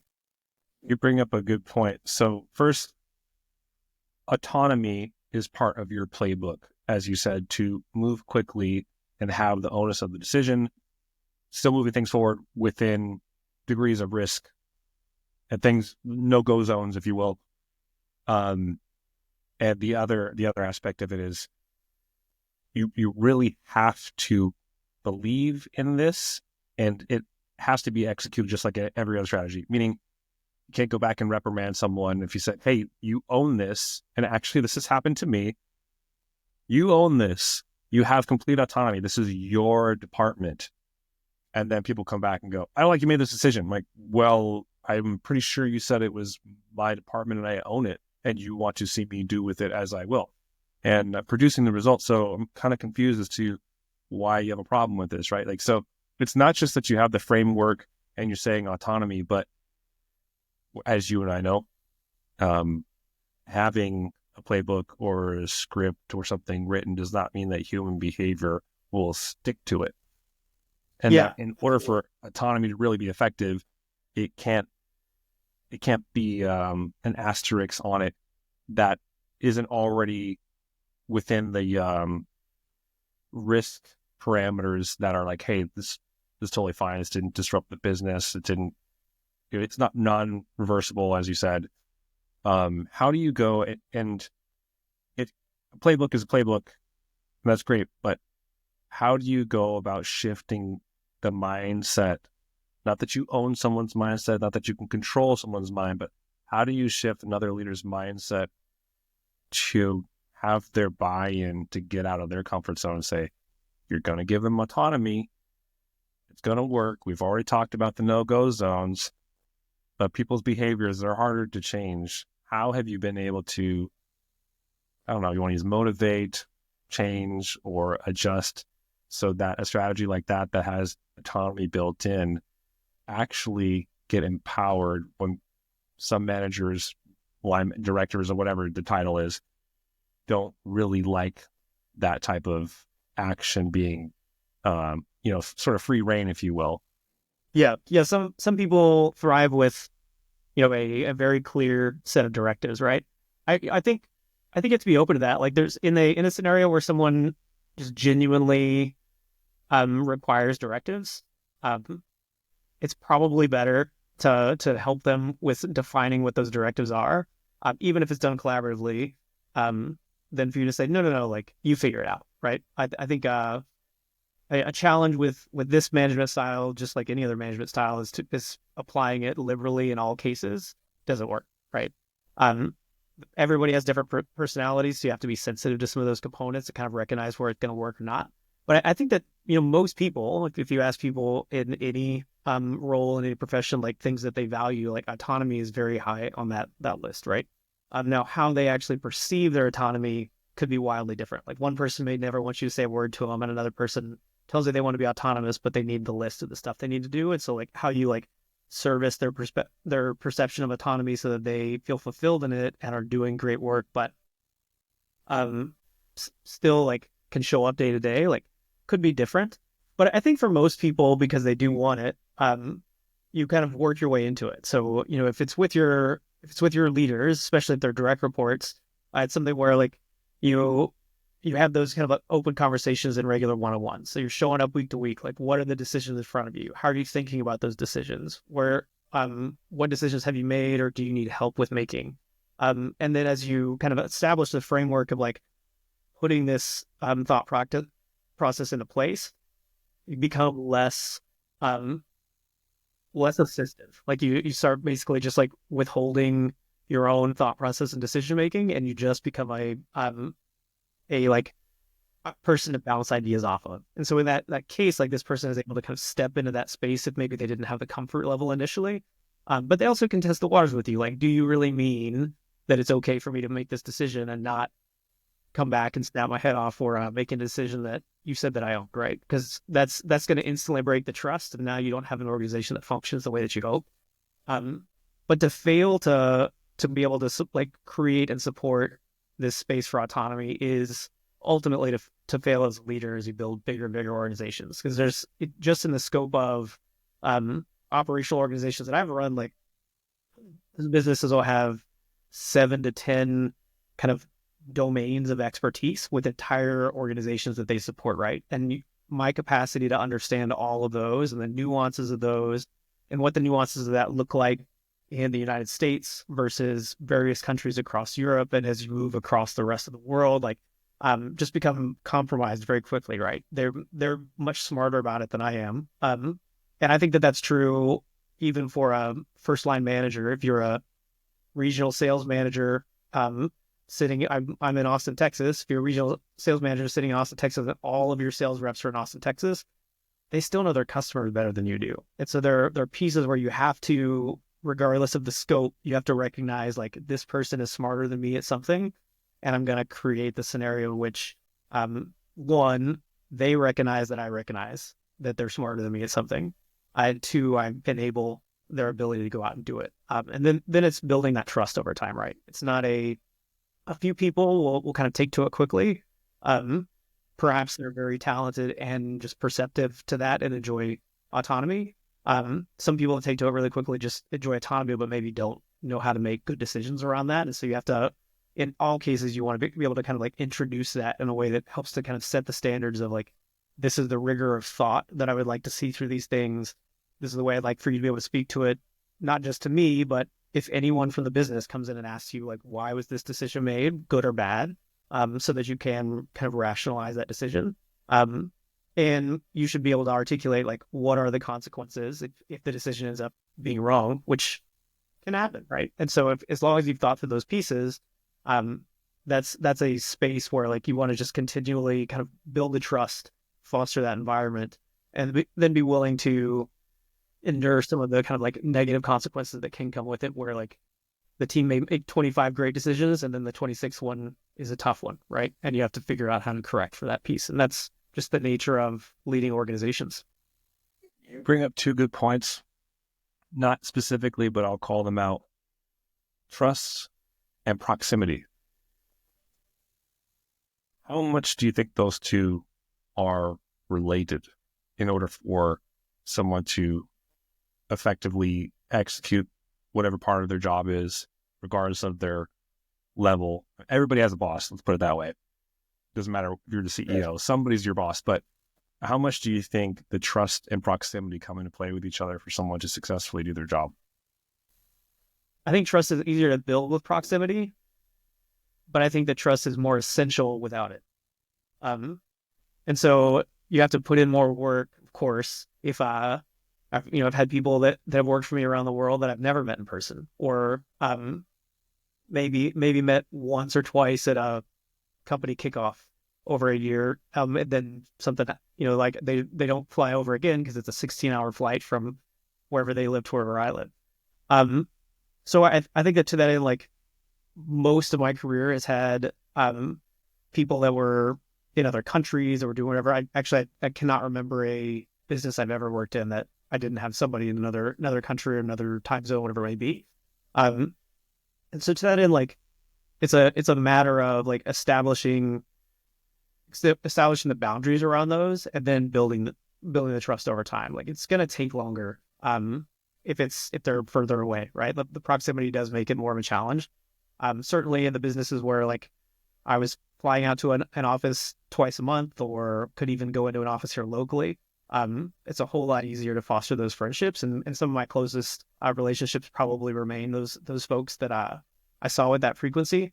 But it's not a precursor to trust. It's just something that you have to invest in more in the space. I think too, like, in many of those conversations, like the trust is not just built in the work, but the trust is built in the investment to the individual. And so the ways in which you put yourself forward in being invested in that individual, either in like recognizing the work, helping them through the work, but also maybe just talking to them about their career, which most people don't get from their leaders, particularly in a way that maybe that they like can understand and process, right? They might just get a annual review of like, this is what's going on. And that I would say like of all the annual reviews I've ever had, even from great bosses, like they're rarely things that are like super helpful in my career development. So those types of things just allow for you to kind of continue to build trust if you can do it in a more applicable way that makes them feel like they are like seen and heard and have the opportunity to continue to grow. Yeah, the experience, or I should say the opportunity to be mentored.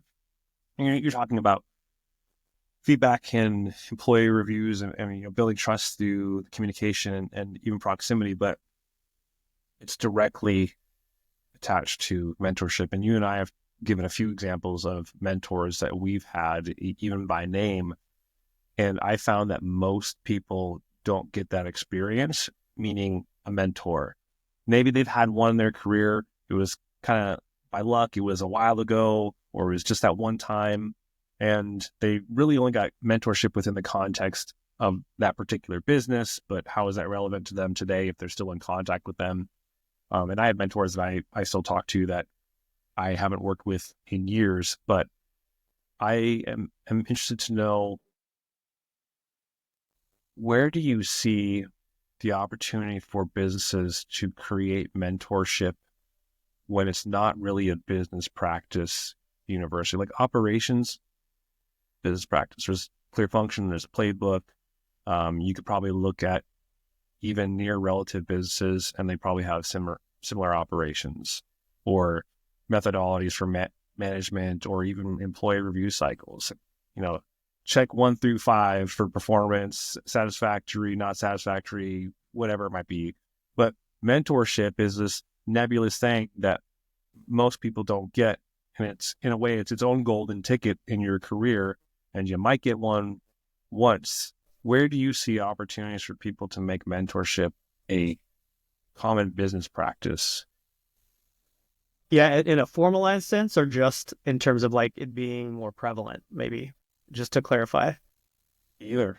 I'd be interested to know, if you could go into any of your past companies and look at the people who didn't have the mentorship that you had, how might you, because I know you're a very systems thinker, how might you typically say, what would be my, I don't know, like a 5-point framework that you could go boom, mentorship, you got it, boom, you got mentorship. And I know I'm oversimplifying something that's complex, but if you see common things that businesses could do better to make mentorship possible and accessible, I'd be very interested to know what you think, because when I talk to people, it's this thing that happened to them one time in their career, and maybe they still talk to that person, maybe they don't, but their mentorship is sort of irrelevant. They're kind of just a buddy at this point. Yeah. Yeah, I think the formalization of it is really tough. Even in the context of if you or I think about like people who have been very influential in our careers, like I don't know that many of the people for me would like self-identify themselves as like a mentor of mine. It's a good I think point. that I think it's oftentimes when I've been approached for mentorship or people are looking for career guidance and that sort of thing, like I think that there will be this like thought of, there's this rigorous system and we're going to sit down, we're going to do all this stuff and we're going to meet every other week and we're going to do all these things. And I've had a few of those people in my career, and I've been lucky to watch them kind of like grow and change and go through a whole host of cycles in their own career, which are really fascinating. But I don't think that is the norm. And I think that like in the places where I have been part of formalized programs, either as mentor mentee, or in just kind of like developmental programs as a whole, like it's very difficult to get this like done systematically, where you just roll out to a team of folks. You take your second line leaders and you say, hey, like 80% of our second line leaders are the first time they're managing managers, right? And that's a very, very transformational thing in your leadership. You have to be very thoughtful about like, how do I not overpower my first line leaders? Like circumvent the efforts that they're putting in place with their folks. How do I not accidentally just impose like the perceived power that comes with, a kind of like removed leadership from somebody that maybe two levels or more down. You have to be very thoughtful about when you talk and what you say, right? And I think a lot of people that move into that role don't know that yet, and so they kind of overpower people, and so that row tends to get flagged for kind of organizational development leadership stuff. My first like formalized efforts in leadership were around this like director level piece. So like you got into a director level at this business and they push you into these programs. And I personally invested because I'm very, very invested in like self-development, personal growth. And so like there were things where like I got an executive coach and we had coursework that we went through. And then later there's actually like round tables that we were assigned to and things like that. And it happened that like people within my round table were so invested in this that we actually persisted as a group for years beyond the existence of the program. The program died. We stayed in place for a couple of years and only really started to taper off as like people began to leave the business. And then we realized like some of us were going to competitors. It was probably not appropriate for us to get together once a month and talk shop about work. But I think that what I saw in all of those things and what I've seen in a number of businesses, like it's very much like you get out what you put in type scenario. And it's very difficult across an organization to motivate everyone to want to get stuff out. So it has to be like an opt-in first and foremost, right? And probably opt-in from both sides. Like if you just go around to the business and you say like, hey, everybody that is VP and above, senior director and above, or has been here for 10 years or whatever your criteria is, like you are in a pool that you can now be like drawn from as mentor, like it's not going to go great. It's got to be people who have like in their mind or in their heart, like the desire to be of service in some way. Right. And so you want people who are like volunteering. Now a few times in my career, like I've approached people that I did not know, who like in one case, like I kind of admired from like the arc of their career and the title of their role, very early in my career, like just thinking like, this is someone that is local to me, that's a executive. It'd be cool if they were my mentor. And they actually were very generous and gave me quite a bit of their time. But I think that I just got lucky in finding a person who actually did quite a bit of that. I think that for many people I know that have attempted similar things, it's not gone great just because or it didn't go anywhere to begin with, because it's something that like everybody has to be opted in. So I think that the organizational piece is really tough, even if making it available for those people that do want to opt in is valuable, right? In all these formats, outsourced or internal, coaches of some sort, maybe like paired programs or like accountability circles, all that sort of stuff. Um, I think that for the individual, like in the advice that I give people that work for me or that approach me about this is that like it's much more valuable when um, it is kind of like self-directed in nature, so that you are going around and like building your network, building your support staff around that.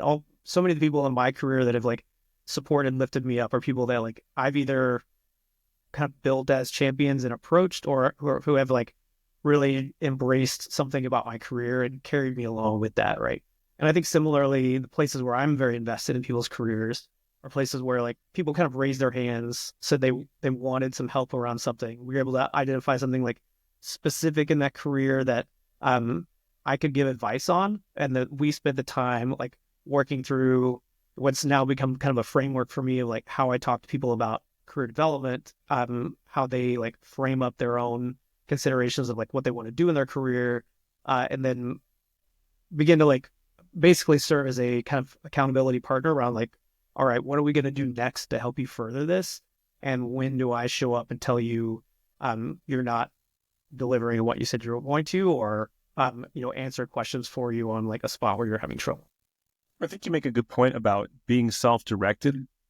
I was talking to another executive this week who actually has been a part of building a very large mentorship program at I won't name the company, but trust me, you probably have used their platform a lot. They were saying, to your point, that you can't just tell people you have to participate in this program. I think where it gets slippery is the self-directed part and defining the people who want to be mentors and the people who are, let's say, brave enough to ask for mentorship. I think when you give people different channels to identify who would I like to learn from that maybe don't necessarily require, and this is going to sound weird, but a face-to-face interaction at first, maybe inquiry of sorts, it lowers the resistance to seek out mentorship. Because what I can say about people in their career and their life after interviewing a lot of people, not everyone feels confident to make an ask. Not everyone feels that they deserve to get something like that. They feel like they're taking it away. Human behavior is really interesting. Again, this goes back to that pattern recognition, but the simple, again, going to the action piece of it, which you're talking about, self-direction, like seeking those people out. Anybody watching this, what I would strongly encourage is, regardless of where you find the people that inspire you or they have the skill that you want to learn from, seek them out and just dare to get rejected. I don't want to frame it that way, but I say this because I know that people are afraid to ask because they're afraid to get rejected from their request. And it could be for any number of reasons. It could be that they have imposter syndrome, and why would someone at that company or at that echelon dare speak to me? Like, am I even worth their time? I could never even make an ask like that. But as you remember, when we used to have all these awesome, mind-blowing people show up to Berkeley, I'd be like, hey, Pat Martino, some random kid who wants to just learn from a master. You want to go grab dinner after the speech that you just gave? And everybody around me is like, did you just ask Pat Martino? This guy's a legend. Why the heck would he hang out with you? Why would he go grab a bite with you so you could pick his brain? But I was sort of like naive and ignorant in that way. And you have to be that. You have to presume that someone is going to say yes to you. And if they say no, then don't stop there. And I find that people too often stop after their first rejection, or if they don't get a response, they take that as rejection. And the self-direction also needs to include the audacity, if you will, to make the ask. And if they don't respond, it could be because, they're busy. They're the best of the best for what you're looking for. So move on to the next person. And maybe you got to build your way up to get there. But whatever that person is, whatever they do, I would encourage anyone to just make the ask and make it more than once. Because if we're talking about, I mean, you're channel sales, right? You know that it takes X amount of touch points to be able to get that. There's certain things that have to happen before you can get what you want. In any way, you're always selling yourself. And it is hard to sell people on what is the benefit to you as the person I want mentorship from, to talk to someone who maybe you know, maybe you don't. Obviously, it's an easier lift if you have a relationship with them in some way, shape, or form, and they see the value because they care about you in some way. But you definitely shouldn't stop there. I'm always surprised, but I should no longer be at this point, that when I reach out to people, there is something that they see valuable in me that they want to learn from. And there's something that I value in them that I want to learn from. And there's some mutual exchange there, you know, the value piece. And I would never know that if I didn't reach out to ask. And I encourage people, just make the ask, be self-directed, find the people. And again, it goes back to music. Like, if you or I could have sat down with Wes Montgomery, if Wes Montgomery was alive when we were studying music, I know you or I would have stopped and be like, I don't know what I would have to do, but dear God, could I get a lesson? Can you stop and talk to me for 3 minutes so I can figure out something about what you do and take that away from me? I'll take 3 minutes. I'll take 60 seconds with Wes Montgomery if I can get it, right? But We would you have have been to. in New York in a heartbeat. I'll tell you that. Yeah, I mean, we got to meet some amazing people. And I also think that it speaks to the fact that when you put yourself, like, getting into a school like Berkeley, even at the time that we joined, putting yourself in the environment where you're around the best of the best and you're okay with I'm not even going to say like confident. You're okay with getting shredded and embarrassed by the level of musicianship around you that is someday down the near future road, like sometimes even while they're there at the school, gonna get a Grammy or gonna work with Dr. Dre or somebody else, because that was happening around us when we were going. Yep. For you to just say, I'm gonna be okay, I'm not confident, I'm afraid, I might even be embarrassed multiple times. And there's a lot of big egos when you're working with the best of the best, when you're being educated side by side with them, when you're trying to get into the same spaces on the same stages with the same teachers. If you can just be okay with putting yourself in that environment, it will exponentially help you grow, whether it's for mentorship, whether it's to develop a skill set, whether it's just to go through the trial by fire to see what comes out at the other end, what you get forged into. That one step is going to change your life. And that's why I love mentorship. That's why I love music. It was a place where I could go and seek out different voices, different thoughts about how to be creative, how to think, to express myself. And I don't think it's different or separate from, you know, corporate America.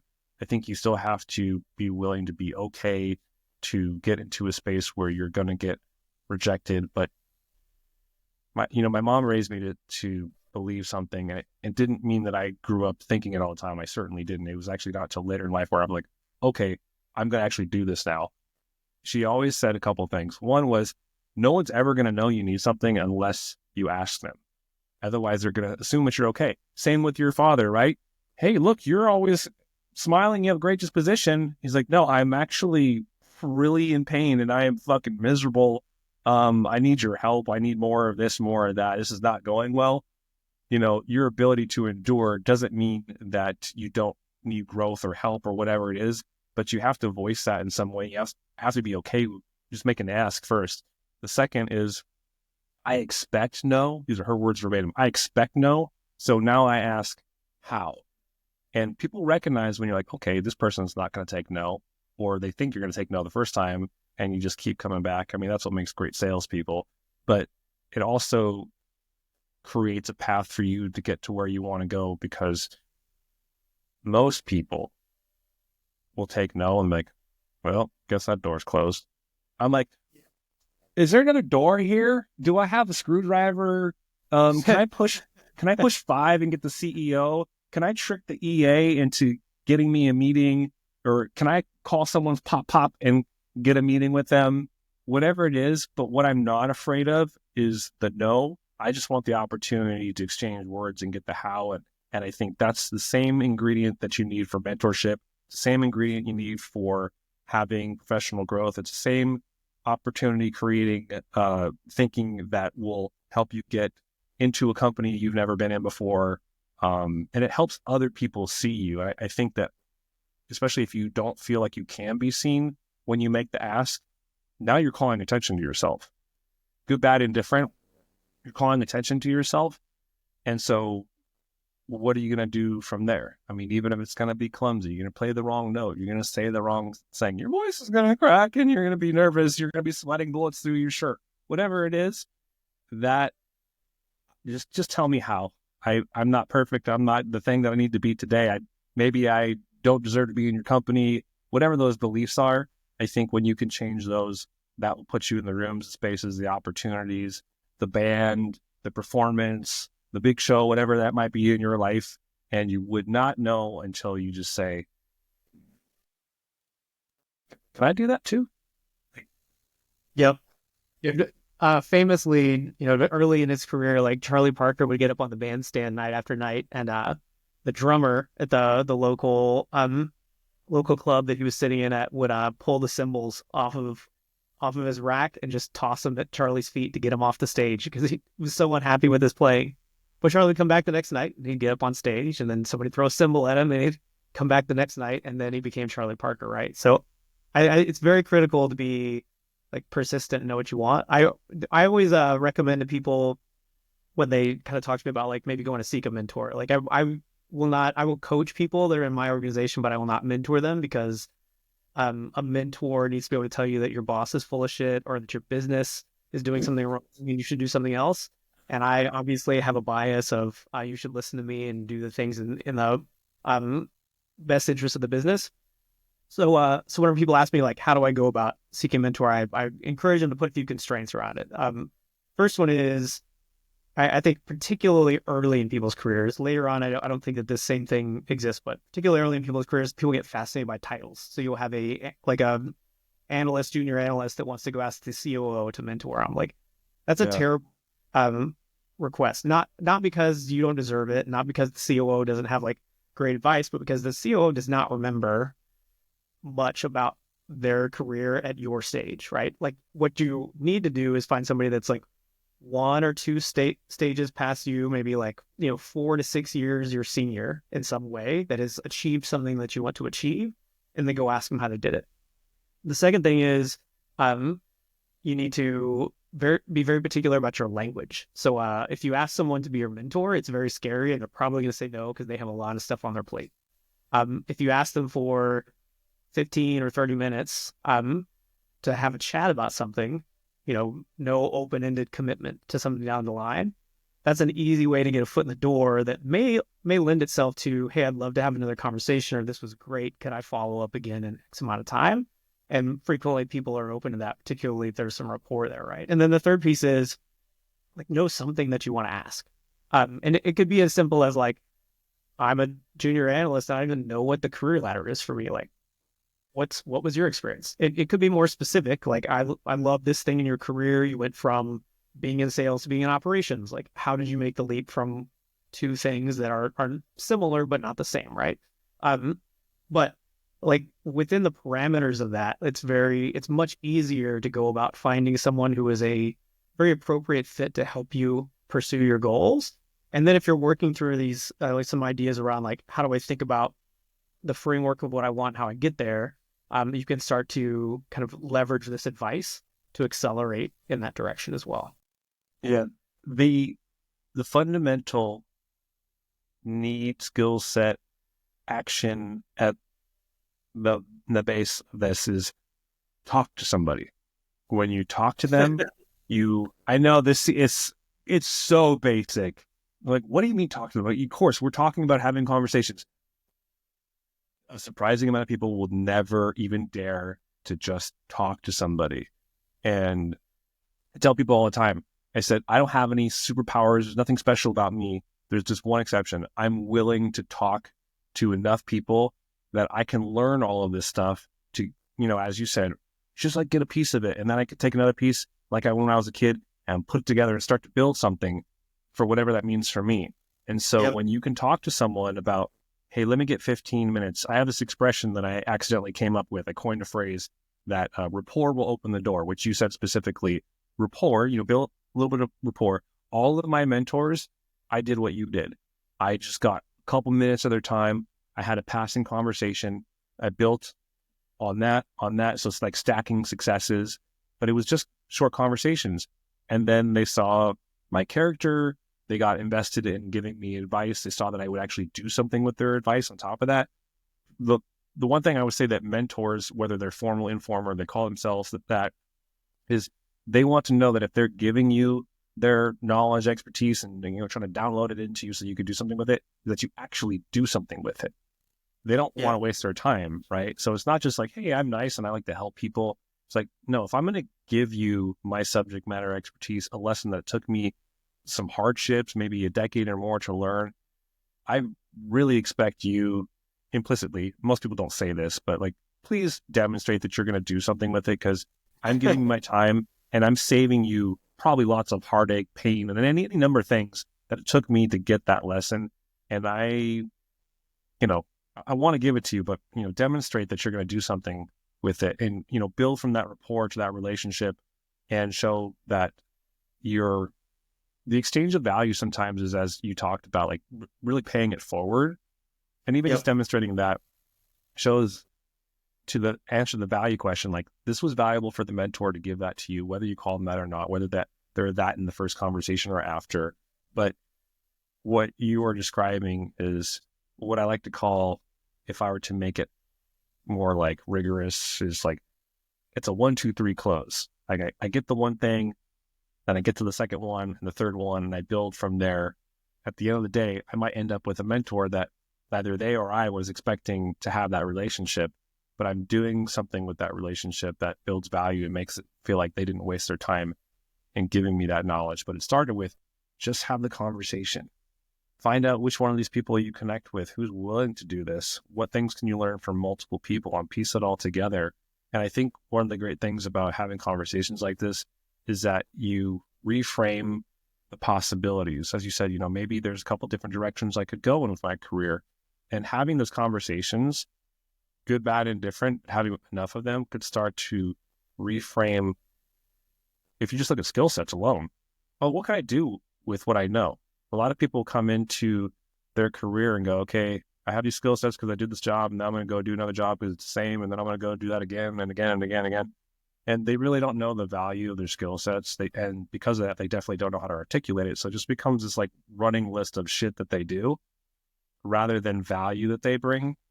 And that also makes it hard to get mentorship. Like, okay, as you said, show up with some questions. What am I mentoring you on? Like, do you know what you want? No, but I got all these skill sets. Okay. So really having that wisdom really reframes what that value is to you in terms of how you could maybe pivot or move through your career or build upon it. But just, having thoughtful questions in general in those conversations produce significant results. And they also help build the rapport with that growing, perhaps mentor-mentee relationship that might exist in the future. And I find that has been the case with me. Yeah. Build upon itself, right? Like it's a compounding return. Like all things in life of consequence are compounding. Like there's no shortcut. Like you have to take the small steps and put in the time to get the big stuff, right? Just for like hindsight, I usually find that when you tell people that they're your mentor, it's a surprise to them. So you've known them for a while. You've had lots of conversations and you've learned a lot. And you continue to have that rapport, that relationship. And I say this because this happened to me this week, and then it got echoed and shared that I called out somebody I respect in a conversation in a business meeting and said, this person's my mentor. They've been my mentor for like 4 or 5 years. And I gave a specific anecdote of a conversation I had during Christmas, like 2 or 3 years ago. And I said, I know exactly where I was sitting. And you said this specific piece of advice to me. And it wasn't given to me as like, I'm going to mentor you right now. We're having a mentor session. I just texted them and said, hey, can you talk? Yeah, sure. Hop on the phone, talk with them for a little while. And they said one particular phrase to me. And I said in this meeting, earlier this week. I said, I have continued to repeat that lesson, that moment of mentorship over and over again. And it wasn't from a structured program. I've never worked with this person. I've engaged with them in business, but I've never worked with them. They've never supervised me. And to your point, the person who can tell me like, hey, this experience you're going through is BS. You should not tolerate this. You need to move on. You need to do something different, whatever it might be. That was kind of the circumstance I was in. And they just gave me some really simple advice. They were just talking naturally. And they said, you're at this place. You need to look around and see what this means for you before you make your next decision. Don't try and rush back up the mountain, to get to your success, because sometimes you get into your success. You're like, oh, I got to grind. I got to always be successful. I got to be on the top of my game. Like, why don't you just stop and see if this is a game you should even be playing? Oh, I guess that's it. In this particular instance, like, you have the time to think, right? I'm like, yeah, I'm looking around and no one's telling me to do anything for the next few weeks. They're like, take it, think about what you're going to do next, and don't make your decision right now. Sometimes people, some of the best advice you might get from a mentor is wait to make your decision. The kind of sleep on it idea before you do something. But just having the conversations, just being open and seeking people out, being okay with not being okay or not being the best. And I also love that you said, hey, don't just shoot for the top all the time. Not because I don't believe you shouldn't, but a person is removed. So one of the things I mentor people on is doing something that is closest to your goal, learning from people who are closest to your goal, as opposed to, like you said, going from being an analyst to the COO. Yep. Now, I would say the caveat, and where I might play devil's advocate, is the COO has enough lessons and can have that proverbial 30,000 foot view and see things that others can't. And I do see a lot of value in that, because perspective is always valuable. And I've had to coach my employees, my teams, and say, hey, look, this is my mentorship. Now, I'm close to them, but I also am an experience in problem solving, not in years, but in exposure to solving the problems, miles apart from them, because I've done things that they haven't done. So in those moments, it's helpful to talk to somebody with that 30,000 foot view. Maybe they are like several degrees separated from you. They don't know how to do your job, but what they can say is your impact to the business through your organization, your scope of work is this.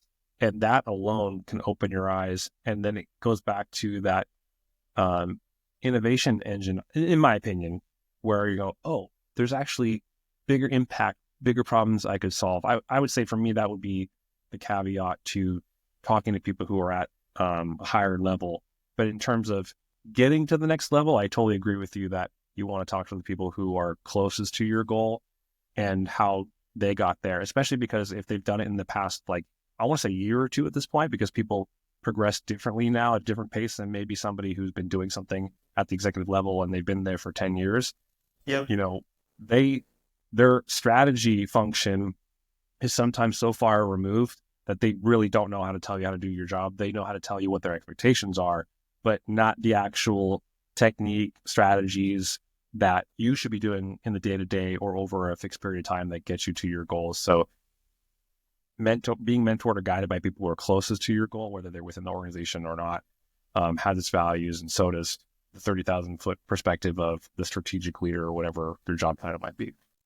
Yeah. It's not that the conversation isn't valuable in like a multi-level skip. It's that it is probably not something that is like valuable in a repeated motion, because they're going to have these like very concentrated lessons of like, hey, here are the patterns of something that often lead to success or that can hold people back in wherever your domain of expertise is, right? And so they can kind of show you that piece, but like the likelihood that you're going to come back in a month or in 3 months and get a different message is very, very low. Whereas, I'm sorry. Yeah, that's correct. Very low. So we've been talking for a while. I'm getting loopy on you.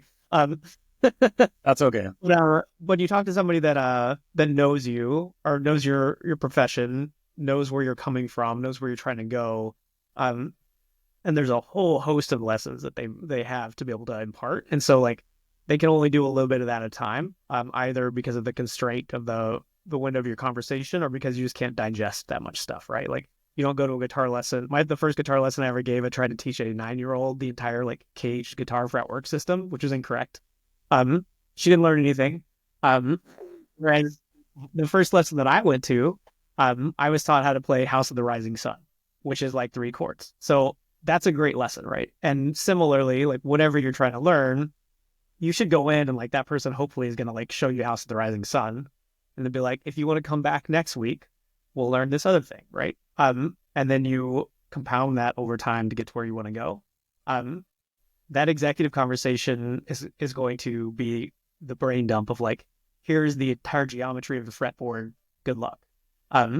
And you're probably going to need 6 months, couple years to like marinate on those things. The places where I've gotten to have those conversations, particularly when it was early in my career and this person was 5 or 6 levels removed from me, are places where I can still think about them and realize like I didn't pick up on something about this the last time I thought about that conversation.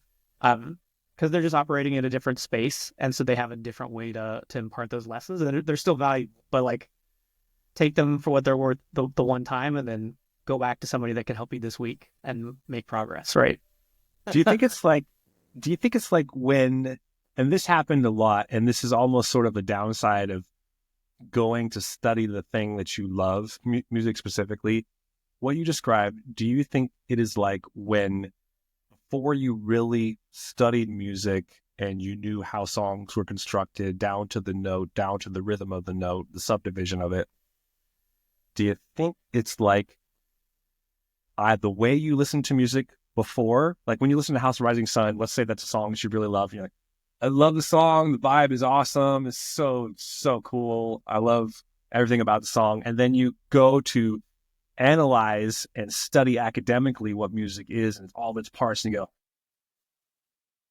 I never heard that before. That's been there the whole time. Do you think it's similar to that executive advice where it's so far removed? And like, now that I hear that lesson, now that I am looking at that from this perspective, I missed a couple notes. I didn't know. Did you know what amp he was using? Did you hear the way that his one string was tuned to a different hertz? Like, back in hindsight, is that how the things are clicking for you, where you get more academic and skilled? You're like, oh, that's what that lesson meant. Yeah, absolutely. I mean, novelty is in the nuance, right? So as you approach mastery or domain expertise in something, like the things that you get lessons from become more and more nuanced by nature. So if you are getting these lessons that like maybe sound like they're cut from like big swaths from someone at one point, what you'll discover is that like as you get further through your career, like they may have actually been extremely nuanced in nature. And you can see that in the way that people progress in the expertise of something. So like the way that I like, whether I'm like hiring for a specific role and we're trying to like grade, what is this, a manager, senior manager, director, whatever. Or we'll just talk about like someone's progression in their career, like where are you at in terms of like your ability to communicate, your understanding of something. Like you can look at this like very natural progression that I think is true regardless of if it's music, business, technology, whatever, like, which is, the entry level is I understand something complicated. Like you've now like bought your ticket, you deserve to be at the show, right? I understand something complicated. The next stage is I understand that I understand something complicated, which is a like world-changing piece for people where like not only can they make sense of it, but they recognize why it's hard for other people. So they begin to understand like the bigger systems of it, right? And then the third stage is I can communicate something complicated simply. Now, beyond that, there's a whole host of other things of like now you can begin to like synthesize those things and make them your own. But for most of us, like regardless of where we are in our career, like we live somewhere in the first 3, right? Because there's new aspects of our career that we're learning, or there's a hobby that we picked up, or something that like we're just trying to get to the point to where like we understand something complicated and can communicate it simply to someone else. And what you'll find is like people that you look across in business and are really enamored by is just their capacity to take those complicated things and disseminate that information to the executive team, to the company as a whole, to the investors, whoever it is, in a simple way. And the people that truly stand out, that are those like kind of rock star individuals, are people that just seem to like kind of walk on water across the space. It's people that now can go beyond that and start to synthesize those aspects.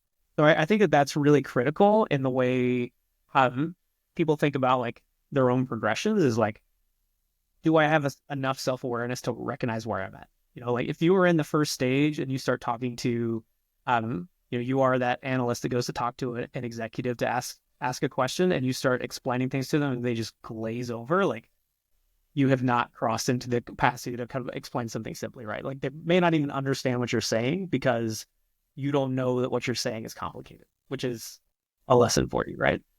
I think the going through the journey of the stages you described, remembering how I listened to music before versus after, and then, as you said, explaining it, and also being able to synthesize and make it your own. I hear the same thing, because I can remember through all those stages, like, oh, I love this song. Oh, I know how to play this song. I know all the parts. I remember asking a teacher, are we going to learn like what makes a chord a chord? He's like, yes, you will know all the notes in a key and what chords are in a key and what notes make up a chord. So you call it that. And I was like, this is going to be amazing. That was at the very beginning of my journey after being a listener, and then learning that. And then, getting to the academia part where I could talk about it and sound like a bougie musician. And then getting to the part where I'm like, oh, I love performing, and then making it my own. And then being able to teach people, as you said, distill it in a way that's simple, complex, and actually know when to not even get into the complexity, so you can get them to the end result or the outcome you're looking for. That's itself a skill. Like, let me leave out just enough so that you understand, and I'm not putting in, as you said, like the brain dump of, hey, let me teach you the entire fretboard and you figure out how to memorize all this stuff and have this entire framework in your mind when you look at the instrument. That's really hard to do. And by the way, it only takes 4 weeks to teach it. I did the same thing with somebody. I was just a 9-year-old girl in her first guitar lesson ever, in which case, like, you got like 20-something me saying, like, here's what I've learned over the last 10 years of playing guitar. I found the way that it worked. So I had a kid the same age, and I think I was on the way to Berkeley whenever I gave that lesson. It was before.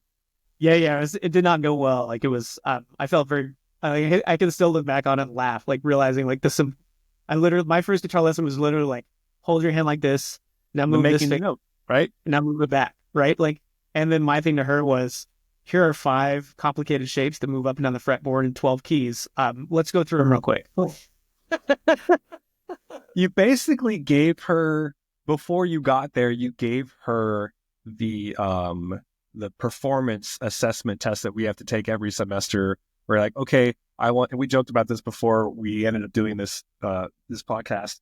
I said, well, it's going to be something like this. When we first reconnect, we're going to play this in 7th position, 3 octaves in, I don't know, E flat or something arbitrary. Like, that's the way that we talked about music and explained music to people. And when you hit them with all the things that are not relevant to them, they're like, what am I supposed to do with this information?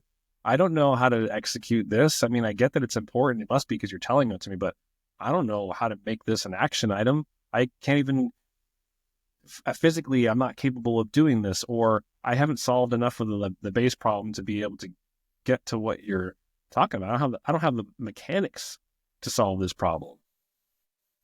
Yeah, it's and we see it in a different format in work every day, right? Like when you get that email, you have to scroll on your phone for like 5 or 6 thumb swipes. Yes. A person who cannot take something complicated and explain it simply, right? Like, if it doesn't fit on my iPhone screen, it's too much information if we are not like both like extremely close to a project, right? Yeah.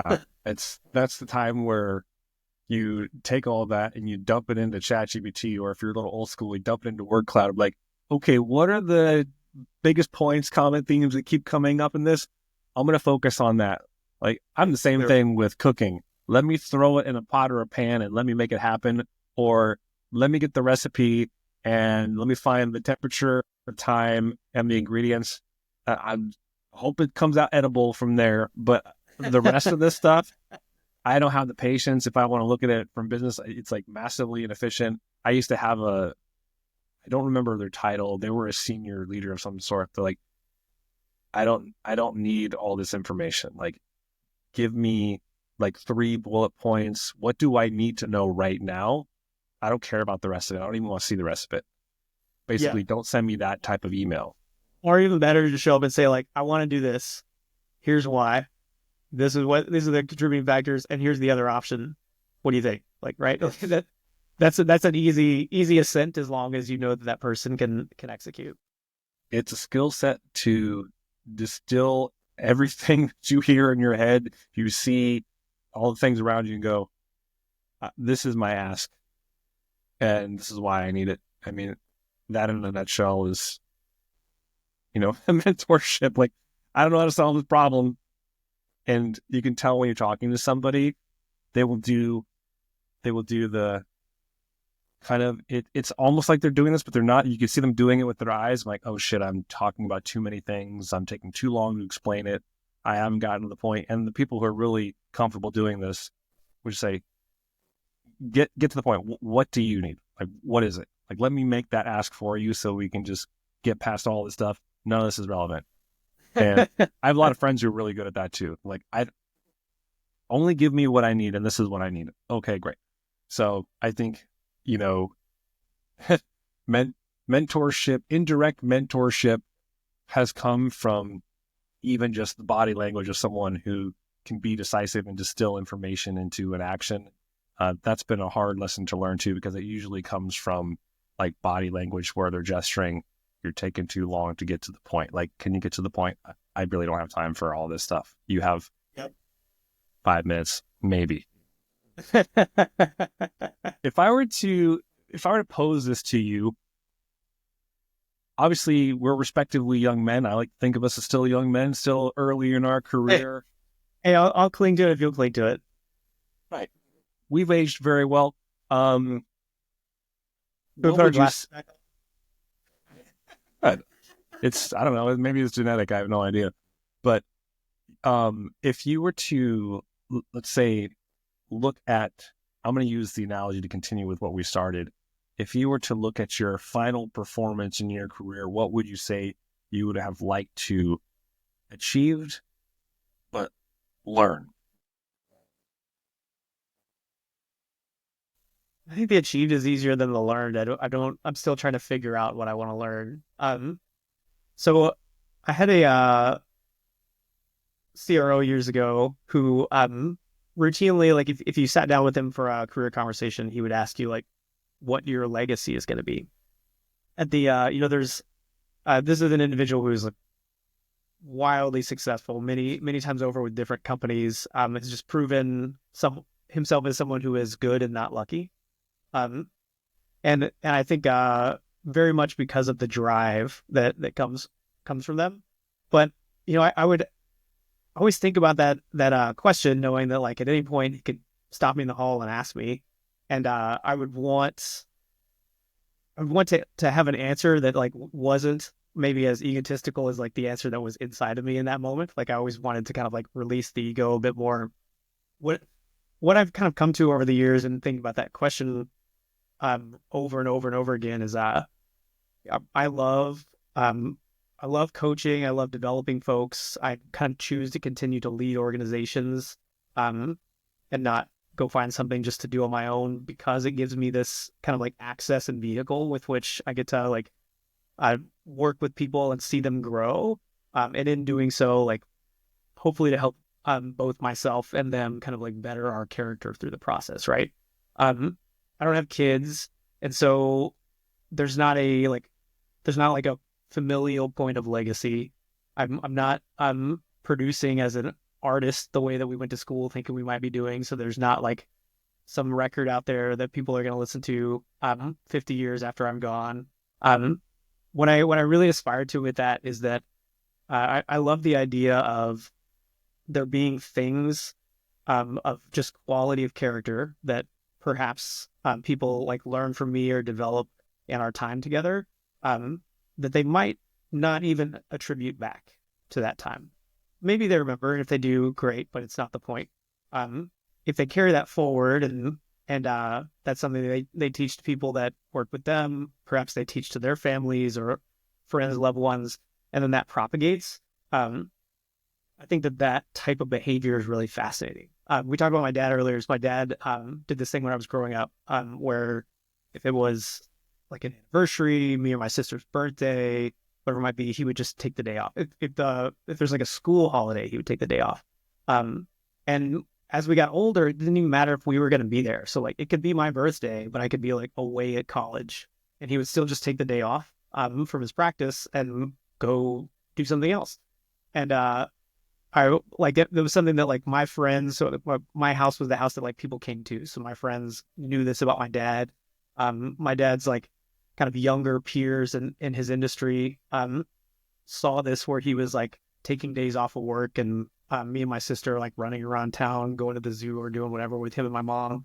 And so they began to like emulate this with, his like peers began to emulate this with their children, 10 or 15 years behind us. And then as we got older, and then our friends began to have kids that had like maybe grown up coming to my house, like they began to adopt this practice as well. And I have a close friend that I know this is now part of his own practices with his family, like takes this time. And I love the idea, that's my dad's thing, not my thing. But I love the idea of like there's this very simple behavior that is like transformative in the way that you bring people together that allows for them to get closer in some capacity, that has like carried forward into coworkers, to like friends of your children and that sort of thing, like that's propagated forward and will probably continue to carry forward. That many of the people that benefit from that will probably never recognize the root. And I think that's like my idea of legacy, is like just chipping away at that, like the compounding returns, like the small incremental pieces that build up over time, that hopefully like someone lives a little bit better for down the line and doesn't remember me at all for. Like those two things together sounds amazing. You, if I look at everything we've talked about in this conversation, what I love about these, and you just said it yourself, people would never really see the root of it. I like getting to the root of who people are. One, so they can showcase it, because it's always the thing that avails who I'm talking to and why they are the way they are. I mean, this is not rocket science. People talk about it all the time. Parents have an influence on you, parents who make more time for their children. I had a 4-hour conversation with my uncle last week about him doing something similar with his kids. He's a wealth manager, still is to this day. His kids are in their late 20s now. And he said that when he was raising them, he would take time off to always be at all of their games or all of their activities. So my cousin, she's older now, she breaks and raises horses, and she has a stud farm. She does it all on her own, but she did that because her parents fostered it, made time for it. She was a competitive barrel racer. She has tons of accolades. My cousin he played basketball through high school and college. He's an excellent player. And my uncle coached his team and trained him on the off days. He actually told me a story about that I didn't know about my cousin, that when he was little, my cousin, his name's Chris, he said, I want to be an amazing basketball player. And I can't remember the impetus of this, like where did it come from that he made that decision? But he did. And my uncle asked him a question that I think everybody who mentors somebody asks, is like, are you prepared to do what it takes for that to happen? And he said, yes. He's like, this is what it means. It means every day after school, we're going to the YMCA and we're going to practice. We're going to do drills. We're going to do games and stuff like that. We're doing this every day. Are you prepared to do that? And he said, yes. And he said, rain or shine. And they live in Oregon. So the word is literally rain or shine or snow. Rain. they were there. And same thing with my cousin. And I think that presence, whether you're talking about your parent or your mentors, they put something indelible in your life, as you said, the root of it, that will show up as their legacy, that will become yours. And how, if we're looking at music again, inspires your own voice. Like, what's your take going to be on that legacy through your behavior? What do people capture from your actions versus what you say that really, set the stage of your life, that performance? What are you known for? Yep. And I love talking to people about this, because every time it goes back, there's something in their childhood that inspired this. I can't wait to learn more about every person I engage with. I really appreciate your sharing with me. It's been fantastic catching up with you after 20 years. Always. Dare I say, lessons aside and learned, you're still the person that I met in line at, at the administrative office. And I have one more fun question. What is your desert island album or song? Desert Island album or song. All right, so I could go a lot of directions, but without equivocation, Bill Evans is my favorite musician of all time. Um, so if I could only listen to one thing on repeat forever, it would be um the song "Haunted Heart" by Bill Evans. Um, it's it's one of the last records he did with his very first trio, and it's just a beautiful, beautiful song. I think people that have heard it, that know how much I love that song, actually kind of laugh at like how fitting it is that I love that song, because it's rather cerebral, even though it has like a very emotional like subtext to it. And I will just spend time listening to it, where I just listen to Bill's left hand, and then I just listen to his right hand, and then I listen to the bass player, and then I listen to the cymbals on the drums. Um, I would recommend anyone check that song out, "Haunted Heart" by Bill Evans. That's awesome. If I had an album, and this is a little bit cliche, but it's got so many great hits and I actually just learned that there's more on there that I forgot about. If it was an album, it would be Stevie Wonder's "The Key of Life." But if there was one song that I like go to when I think about songs, and I'm not sure why this is, but I love "Round Midnight." It's not a song you can listen to every day, but it's just, and I would just go with, the classic version of it that everybody else knows. Nothing in particular, because it's just there's so much to get out of that song, and it can be so complex. It can be treated in any number of ways, or it could just be a solo piece that you just lose yourself in. And I could probably leave it on for hours, just kind of playing and filling up the space. Strong choice. I think did Miles record that live at Newport? I think. I feel like there's a story of a monk coming up to him and saying, "You finally got it right in Newport." I didn't know that story. The one that I always listen to is just a studio version of it, but I find that song shows up in different places. I think Ella Fitzgerald has a version of it that I absolutely love. Um, and she's kind of like Bird in the way that she sings too. I guess if I had a second runner up, it would be her and Duke Ellington and the Duke Ellington Band live. That is a fantastic album. There's so many amazing performances on it. Live albums are generally very great, but um, thank you for taking so much of your time and being gracious with it. I figure we're catching up after 20 years. Why not? But there's a lot of like great lessons here. And if anything, I think that we have demonstrated that you can have two creative thinkers and they can still do amazing things. And, just in the past week, I've met 3 different CEOs and other executives that were and or are still performing musicians. So everybody out there, take a look around. There's somebody dressed up as Clark Kent, but they're probably a shredder guitar player, or they play some type of instrument that you don't know about. I love it. This is a lot of fun. Thanks for the time, Camacho. I Awesome. appreciate you reaching out and letting us have a nice long form conversation like this. We'll continue to talk, but we'll wrap it up here. So thank you for everybody for watching the whole 2.5 hours or so of the Opportunity Playbook.